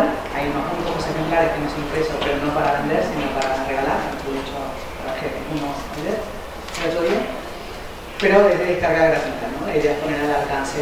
Y también aquí la OPC en abril, el 23 de abril, que es el día de San Jordi, que es el día del libro en Cataluña, da unos premios a las publicaciones y se inventaron un premio nuevo este año para nosotros, para este trabajo, porque fue el libro más descargado nunca en la historia de la OPC. Entonces pensaron que tenía que ser, ¿no? Entonces, bueno, estas cosas moda que no interesan, pero parece que se interesan, por suerte. Así que está ahí para descargar. Si ponéis, si os interesa, ponéis antología feminista o PC, lo encontráis enseguida, se baja, no hay nada que hacer. Y bueno, algunas fotos como estos días de personas, de situaciones, arriba a la izquierda, Ana Falú dando una conferencia en Barcelona, el último viaje y taller antes de la pandemia en Oaxaca, haciendo un taller, esto también es en Oaxaca, una presentación de libros, en Brasil presentando los módulos de crítica de arquitectura, nuevamente estas imágenes del viaje del 2007 creo yo, aquí a la UNAM. También, también es un taller interesante. La UIM es una universidad de verano, la Universidad Internacional Menéndez y Pelayo, que se hace en Santander, que es como muy prestigiosa, es un curso de verano a todas las carreras, y ese año me invitaron a que propusiera, y bueno, me propusiera algo así como también procesos de participación, o sea, otros paradigmas para la arquitectura, y como es un ciclo que tiene financiación y tiene no sé qué, que se llama Wigley, Santiago Cirujeda, Beatriz Colomina, Eva Prat, yo tuve la suerte de poder tener, había más personas invitadas, de poder invitar a gente como un peso, porque esta universidad tiene ese dinero, ¿no? Pues una semana de clases que estuvo bien interesante, ¿no? Ver cómo, ¿no? Contar, no sé si conocéis a Santiago Cirujeda. Santiago Cirujeda es un arquitecto sevillano que hace más de 20 años que lleva haciendo una arquitectura rompiendo los límites de lo posible y siempre legales, pero siempre en el límite de la legalidad. Una vez en Barcelona montó un kiosco en el medio de las Ramblas, que es el centro de la ciudad, donde pasa todo el mundo, en donde daba planos con instrucciones de cómo construir una caseta ilegal en las azoteas, para que así las comunidades de vecinos pudieran alquilar eso y con eso financiarse el ascensor y otras cosas, ¿no? Claro, el ayuntamiento era una actividad organizada por el ayuntamiento. Casi entran en shock, no sé qué, bueno, no recuerdo qué año fue, habrá sido 2010, por ahí. Y claro, se lo querían cerrar, pero no podían porque era algo del ayuntamiento. Pero él lo había presentado no a través de la arquitectura, sino en una bienal de arte. Él, como artista, él fue invitado a muchas bienales de arte también. Entonces, como artista, él presentaba esta acción. Él no proponía nada, una acción artística. Bueno, siempre hace estas cosas, es un personaje muy, muy interesante. Bueno, junto con Beatriz Colomina y Max Wheeler, que son muy académicos, entonces había como esta mezcla, pues había algún urbanista más clásico, que venía del País Vasco, otro que había trabajado, bueno, como activistas, bueno, había como una variedad de gente, algunos proyectistas, que resultó interesante. Y bueno, otras fotos de máster, conferencias en Valencia. Y aquí quedamos hoy, si había tiempo más o menos. Bueno, más o menos. Entonces, si tienen preguntas, también las personas que están en... uy, todas. A ver, aquí hay 1, 2, 3, 4, 5. Y vale, perfecto. Pues empezamos por la de Zoom y luego las 4 de la ya, luego. La pregunta de Zoom es, de las diversas estancias o participaciones, ¿cuáles han sido las más difíciles de resolver y a qué se lo atribuye? Entiendo que refiere a las distintas instancias docentes. No sé, nunca me acuerdo de las cosas. Me olvido. No, bueno, muchas veces es difícil, o sea, por ejemplo, en el trabajo de postsuburbia, ¿no? Un trabajo de investigación. El trabajo de investigación se supone que tú tienes que presentar algo que sabes a dónde llegas, para que investigas, ¿no? Entonces, al final no lo hago así, aunque se diga que lo hago así, pero claro, tienes que llegar a algo que sirva, y muchas veces parece que eso es difícil, que no vas a llegar, ¿no? Entonces diría que son los momentos más difíciles. En docencia diría que menos, porque es el proceso. Entonces, bueno, llegamos a donde llegamos, el proceso. No tengo hacia ahora, no me vienen a la mente momentos en que se haya degradado mucho la sesión, o que demasiado descontento. Sí, o sea, en arquitectura en cabecera, a los primeros 3 meses, siempre había una crisis, que sin qué diablos hacíamos, para qué hacíamos esto, para qué no sé qué. Cada año era así. Ahora no es así porque solo tenemos un cuatrimestre, entonces no da tiempo de que haya la crisis por crisis, desgraciadamente. Una experiencia difícil, por ejemplo, fue difícil en el máster, en el taller de tesina que yo llevaba, descubrir un plagio. Y entonces cómo manejar la situación delante de toda la clase de un plagio. Bueno, fue bastante violento, insultante por parte del estudiante. Pues al final me reconocer que yo tenía razón y que era cierto, y que bueno, que era tu problema, que no, tú haz lo que quieras con tus compañeros, aplicas o no. ¿No? O sea, era un chico que tenía mucho dinero y pensaba que con eso era suficiente para todo. Y es que es una pena que no puedas aprovechar, ¿no? Puedes irte de fiesta y puedes estudiar. Pero ese por ahí fue el momento más difícil. Sí. A ver, es que yo no me quiero enrollar en la pregunta, porque puede ser secundaria y pregunta al mismo tiempo, y realmente son dos. A ver, es que ayer que dijiste algo que me dijiste, la arquitectura pública marca la calidad de la arquitectura, y entonces lo ligaste hoy con el tema de la vivienda, y me queda la duda porque yo no conozco ese concepto en México en relación a la renta de la vivienda. Por ejemplo, a ver, en algún momento el Estado mandaba hacer los conjuntos habitacionales y conocemos resultados espectaculares de vivienda en México. En algún momento el Estado se repliega y entonces nos los da a los desarrolladores inmobiliarios y empieza toda la especulación inmobiliaria, y parte de la afectación es en la calidad del espacio, porque eso es la realidad.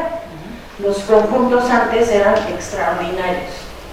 Pero entonces comentaste que los gobiernos rentan esas viviendas. Es que yo no conozco ese concepto en México, entonces aquí hay particulares que pueden rentar su vivienda, pero hasta donde yo sé, el gobierno no renta la vivienda. Y la especulación lo que ha provocado es una mala calidad del espacio diseñado. Ese es como mi primer tema. Y la segunda, tú eres profesora de urbanismo, ¿verdad? Sí. Es que me generó como un conflicto existencial el tema del laboratorio de ideas que generan tus alumnos. Yo también soy docente, yo doy la clase de proyectos en segundo nivel, pero me llamó mucho la atención este rollo de que no estoy viendo la factibilidad, o sea, como que siento que todo queda en un laboratorio de ideas. O sea, si hay realmente una propuesta llevada a cabo, porque ahorita decías, bueno, es que acabamos en una fiesta y entonces vamos a exponer la película. Pues acabar una fiesta y unos resultados muy buenos. O sea, pero entonces sí hay un producto.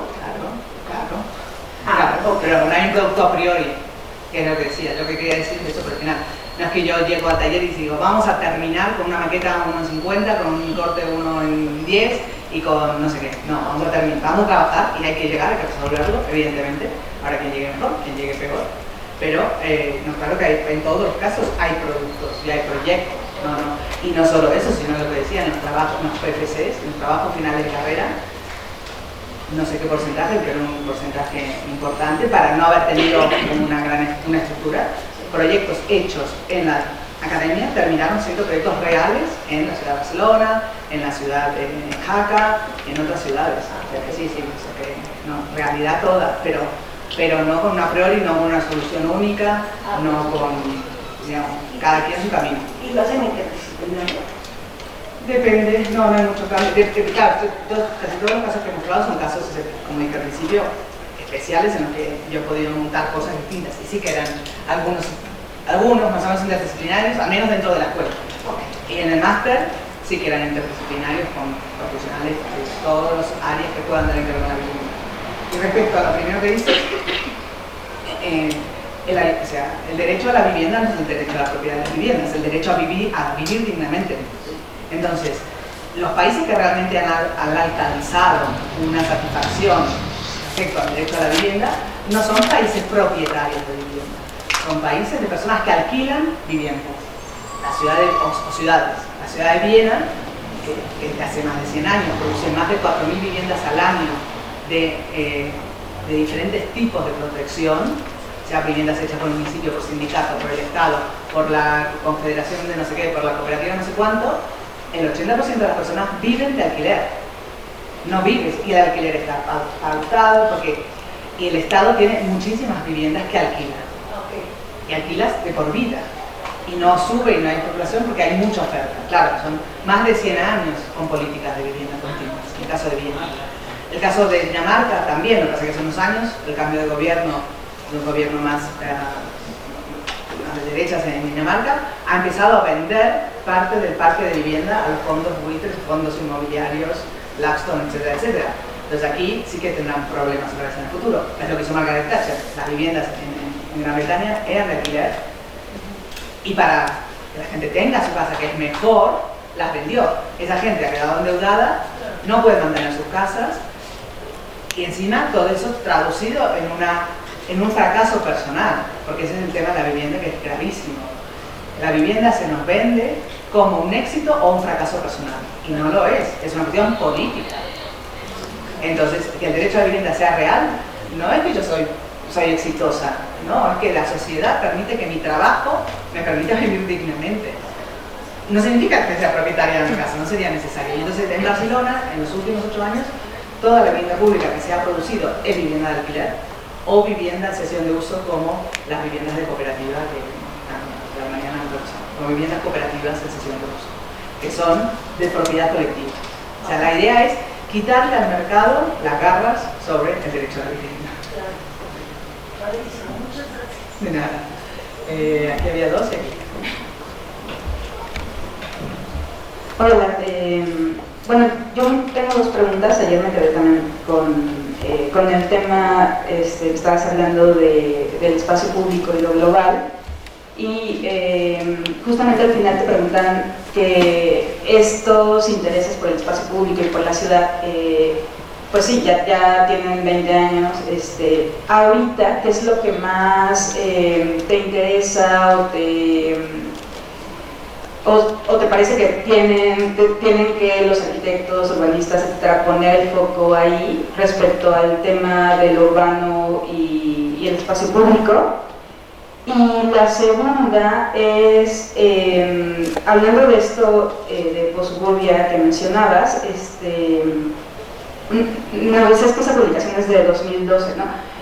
Ahorita lo que identifico que pasa cuando se intenta, bueno, a través de un montón de medidas neoliberales, etcétera, de intervenciones urbanas, creo que lo que ha pasado también es que muchos intentos de mejora justamente en barrios que no son ricos, ¿no?, se toman en cuenta o con una discusión pues muy superficial. Ya todo se dice gentrificación, ¿no? O sea, también de aquí de que los arquitectos pues les cuesta mucho trabajo entrar a temas sociales y se malinterpretan muchos conceptos de las ciencias sociales. Entonces, pues decir que se está gentrificando algo también es un nuevo tipo de oposición NIMBY, para que no se hagan ciertos equipamientos o infraestructuras dirigidas a poblaciones vulnerables, ¿no? Entonces, no sé, bueno, ¿qué opinas sobre esto y qué nos puedes decir? Gracias. Claro, yo creo que sigue siendo imprescindible en la ciudad la vivienda, no está conseguida, ¿no?, evidentemente el derecho a la vivienda, y tener el espacio público de calidad y la cuestión ambiental. Pero diría que hay 2 factores que atan y que tienen que ver con esto, que son la proximidad y la proximidad a los usos todos, tanto mixtura de usos en las ciudades y de gentes, que ahí sería que cuando mezclan, no siempre gentrificación, que estoy de acuerdo contigo, y el transporte público, fundamental. La caminabilidad del transporte público, si no, nuestras ciudades que no es cómodo. Y es el gran desafío, y un transporte público que responda a todas las necesidades, ¿no? Y sí, es tal cual, o sea, claro, frente a si arreglas esto, gentrificas, entonces no vas a hacer nada, entonces vas a dejar que los que no pueden sigan viviendo mal y quien puede pagar se lo viva bien. No se trata de eso. También se trata, como ya sabemos, los efectos perversos. Si mejoramos un sitio, el mercado vendrá, comprará, echará, no sé qué, pues intentemos crear normas, leyes, ordenanzas, como se llaman, o el mismo planeamiento. El planeamiento es una ley, si vamos a transformar algo, reservemos, sepamos quién vive, hagamos herramientas que permitan que las personas que viven ahí no sean expulsadas, ¿no? Y hay herramientas para eso. En el caso catalán, en el caso de España, catalán, nosotros tenemos el derecho al tanteo y retracto, y no sé si eso existe aquí. Al tanteo y retracto. El derecho al tanteo y retracto, que se ha usado muy poco, está en la ley de urbanismo, dice, yo voy a intervenir aquí. Entonces, como Estado, como gobierno de ciudad, voy a intervenir aquí. Entonces, claro, que esta intervención tendrá una afectación de 500 metros a la redonda. Todo intercambio, toda venta de bienes que se realice en este espacio, antes de firmarse la venta, justo antes de firmarse la venta, la ciudad tiene que ser informada. Y la ciudad puede quedarse con esa propiedad al precio que habían pactado. Eso tiene un doble objetivo. Evitar el dinero negro y que se paga 100 por un lado, pero otro 100 por abajo, porque ya no vas a pagar 100, porque si el Estado se lo queda por 100, se va a quedar con los 100 de abajo, solo con los 100 de arriba. Y por otro lado, evitar que el gran esfuerzo que significa que mejorar las ciudades se lo queden, algunos expulsando a la gente. Y Barcelona lo que hizo en los últimos años también es declarar toda la ciudad tanteo y retracto. Toda venta que se produce en la ciudad, claro, eso necesitas una ciudad con unas arcas saneadas, con dinero, etc. Y sí que se hicieron, evidentemente esto enfada muchísimo a muchos de los propietarios, pero la ciudad ha comprado bastantes propiedades así. No es la mejor manera, porque no tienes que comprar todo, pero es una norma. Otra norma que también puso Barcelona, que está judicializada, que es que el 30% de todas las nuevas edificaciones en la ciudad o rehabilitaciones integrales de más de 600 metros cuadrados tengan un 30% de superficie dedicada a vivienda asequible. Que sería, no es tanto la vivienda de protección oficial, que es la de menos renta, es una renta media, pero a un precio controlado. Bueno, se pueden hacer, hay mecanismos para prever esa gentrificación. Y también es cierto que además la palabra gentrificación o la idea de gentrificación proviene del mundo anglosajón, que de entrada sus ciudades y su planeamiento es fragmentario y es segregativo, de siempre, no de ahora. Y entonces sí que está muy claro, cuando yo me compro el barrio obrero de los años 20 del siglo XX, es un barrio obrero todo ello. Lo transformo todo y sí que produzco un borrado de todo un sector social que es cambiado por otro. Así empieza la idea de gentrificación. Las ciudades latinas y las ciudades iberoamericanas son mezcladas. Los procesos de desertificación y abandono en los centros urbanos hicieron, en el caso de los centros urbanos, que estos se paupericen, generando guetos, que tampoco es deseable. Y por eso tenemos estructuras edilicias de diferentes categorías, unas muy malas y unas muy buenas. Y lo que hay que hacer es que recuperar esa mixtura, protegiendo que quienes han sufrido en esos barrios no sean expulsados tampoco. Pero hay que recuperar la mixtura, que nos la demuestra la propia arquitectura que hay aquí, ¿no? Entonces, creo que muchas veces exportamos muchas terminologías, como decías, sin pensar si la aplicación es tal cual aquí,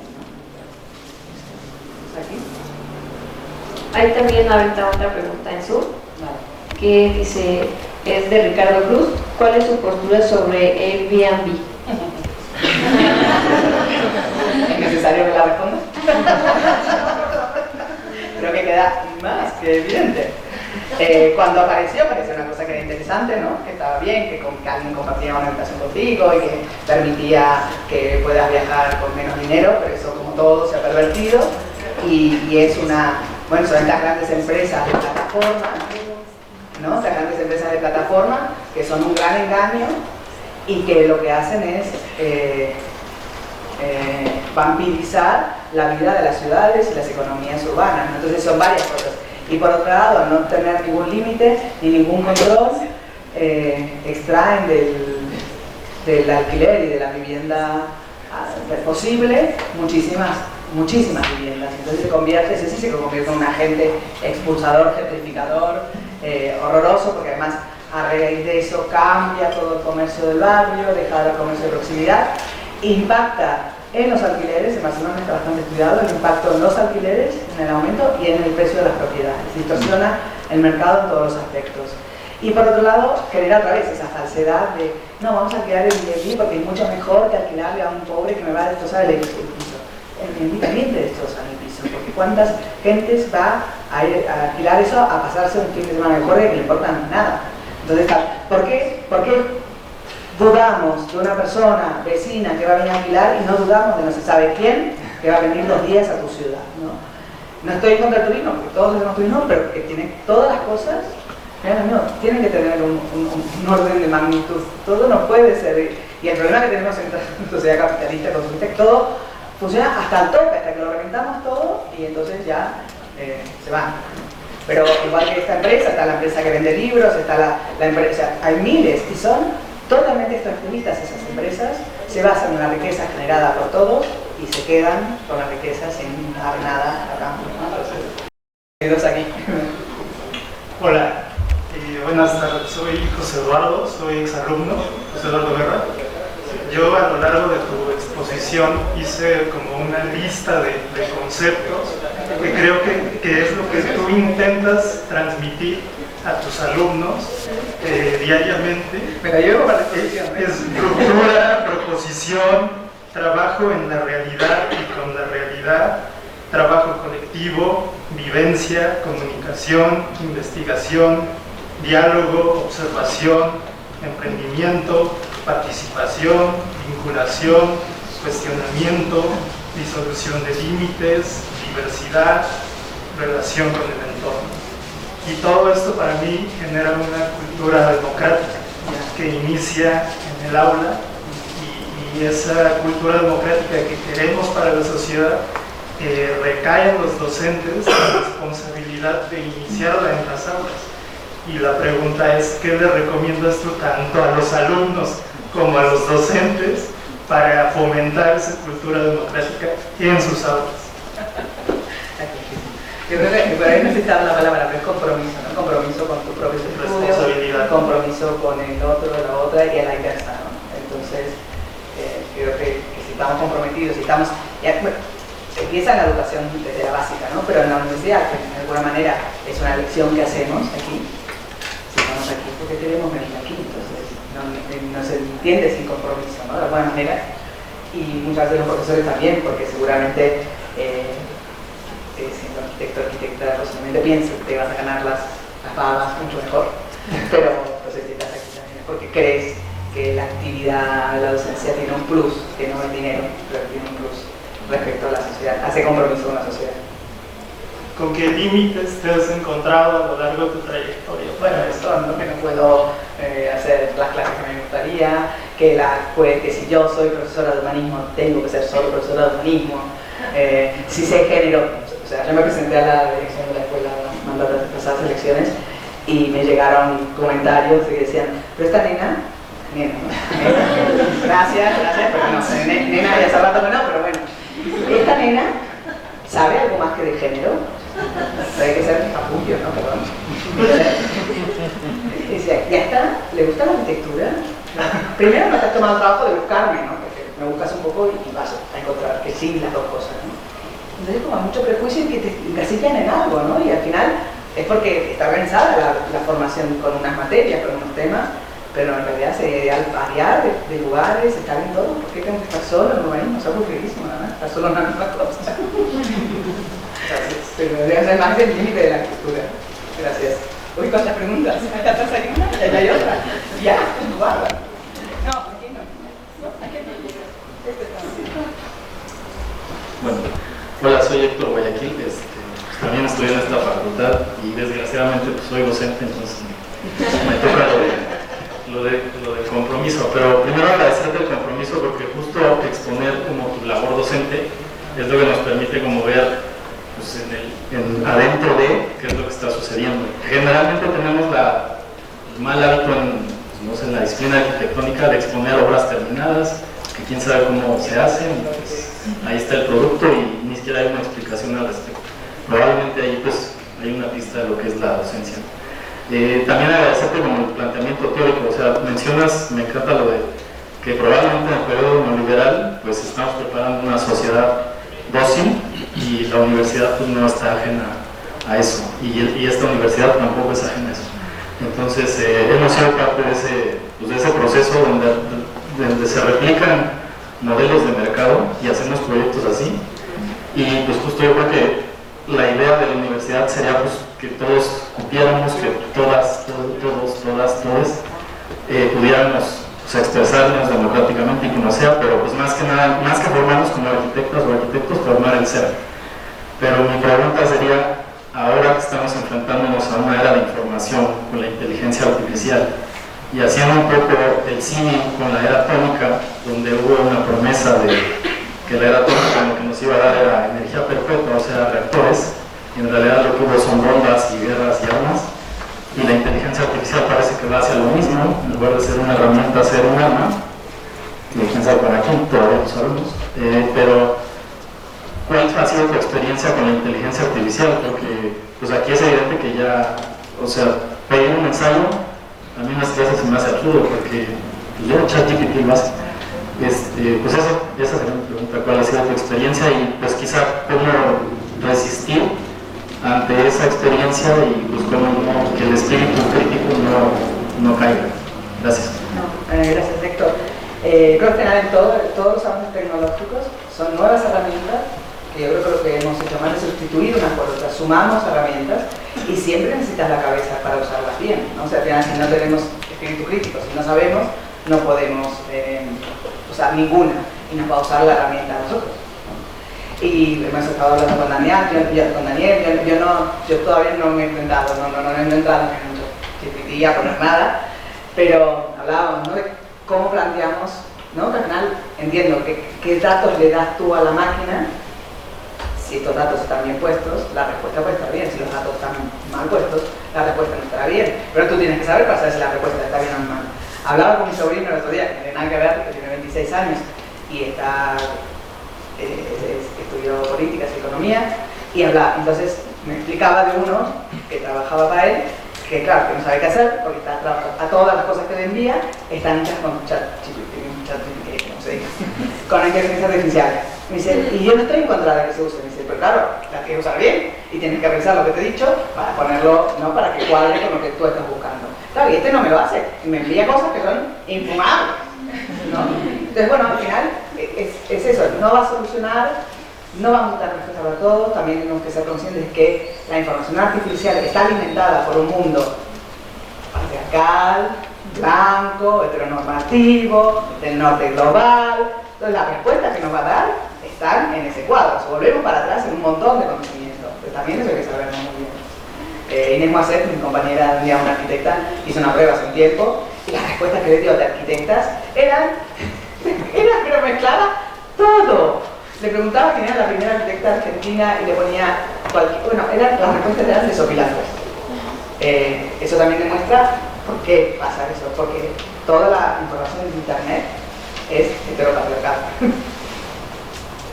Bueno, hacemos una o dos más. Hola, pues vengo de urbanismo, de la PUD, y muchas gracias por todo lo que nos compartes. A mí me resuena muchísimo el género porque estoy ahorita muy inmersa en eso. En estas mesas de trabajo hablamos como más demostraciones. Por ejemplo, hoy una de mis compañeras habló del ámbito de la salud en México, o sea, cómo se demuestra, ¿no?, que es una dependencia más que las mujeres tengamos como el derecho a la salud por los hombres que trabajan o así. Entonces fueron como 3 ponencias un poco desalentadoras porque fue más como demostración, y a la hora de decir como qué hacemos, pues es muy complejo. Entonces a mí mi pregunta que me viene desde ayer es ¿cómo eran estos momentos de perspectiva, ¿no? O sea, tenías como esas pequeñas intuiciones del género, pero ¿a qué te confrontaste? Porque, o sea, para mí fue como un poco desalentador y con coraje todavía, ahorita como yo de estudiante, como lo estoy viviendo. Y no me quiero imaginar cómo era en esos momentos para ti.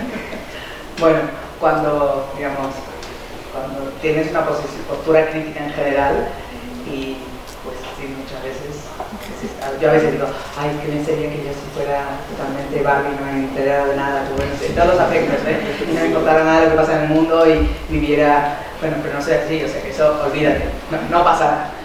Y mirar, tal vez, el vaso medio lleno, medio vacío, ¿no? Al final decidimos cómo mirarlo, hay muchos avances en todos los aspectos, hay que ser consciente que los avances en derecho, sea cual sea aspecto, no son permanentes, son fáciles de borrar y bueno, y hay que pelear por el tema, hay que bajar los brazos. Y al contrario, yo creo que cuando cuestiones de sanidad, no solo, no sé qué habrán explicado, ¿no? Pero no solo el personal, sino cómo se investiga las enfermedades, se investigan en el cuerpo del hombre. O sea, en la típica, ¿cómo se detecta un ataque al corazón? ¿Sí? No para todos. En las mujeres es un dolor en el estómago. ¿Y qué sucede? En España hay muchas más muertes de mujeres con ataques cardíacos no diagnosticados prematuros. Porque van al hospital, les atienden, les van a tomar, están nerviosas, toman una pastillita de casa, no molestes, y a los 2 días se mueren, que no se corazón. Y como esa hay otra cosa, ¿no? Nuestros cuerpos no son iguales, evidentemente, por tanto ni las formas ni las hormonas que tenemos. Por lo tanto, no reaccionarán igual a todo. Pero la medicina sigue mirando un cuerpo normativo y una deformación, que somos nosotros. Pero bueno, se va sabiendo, se va entrando, y hay que seguir, ¿no? Y valorar las pequeñas o grandes avances que haya. Una pregunta más y...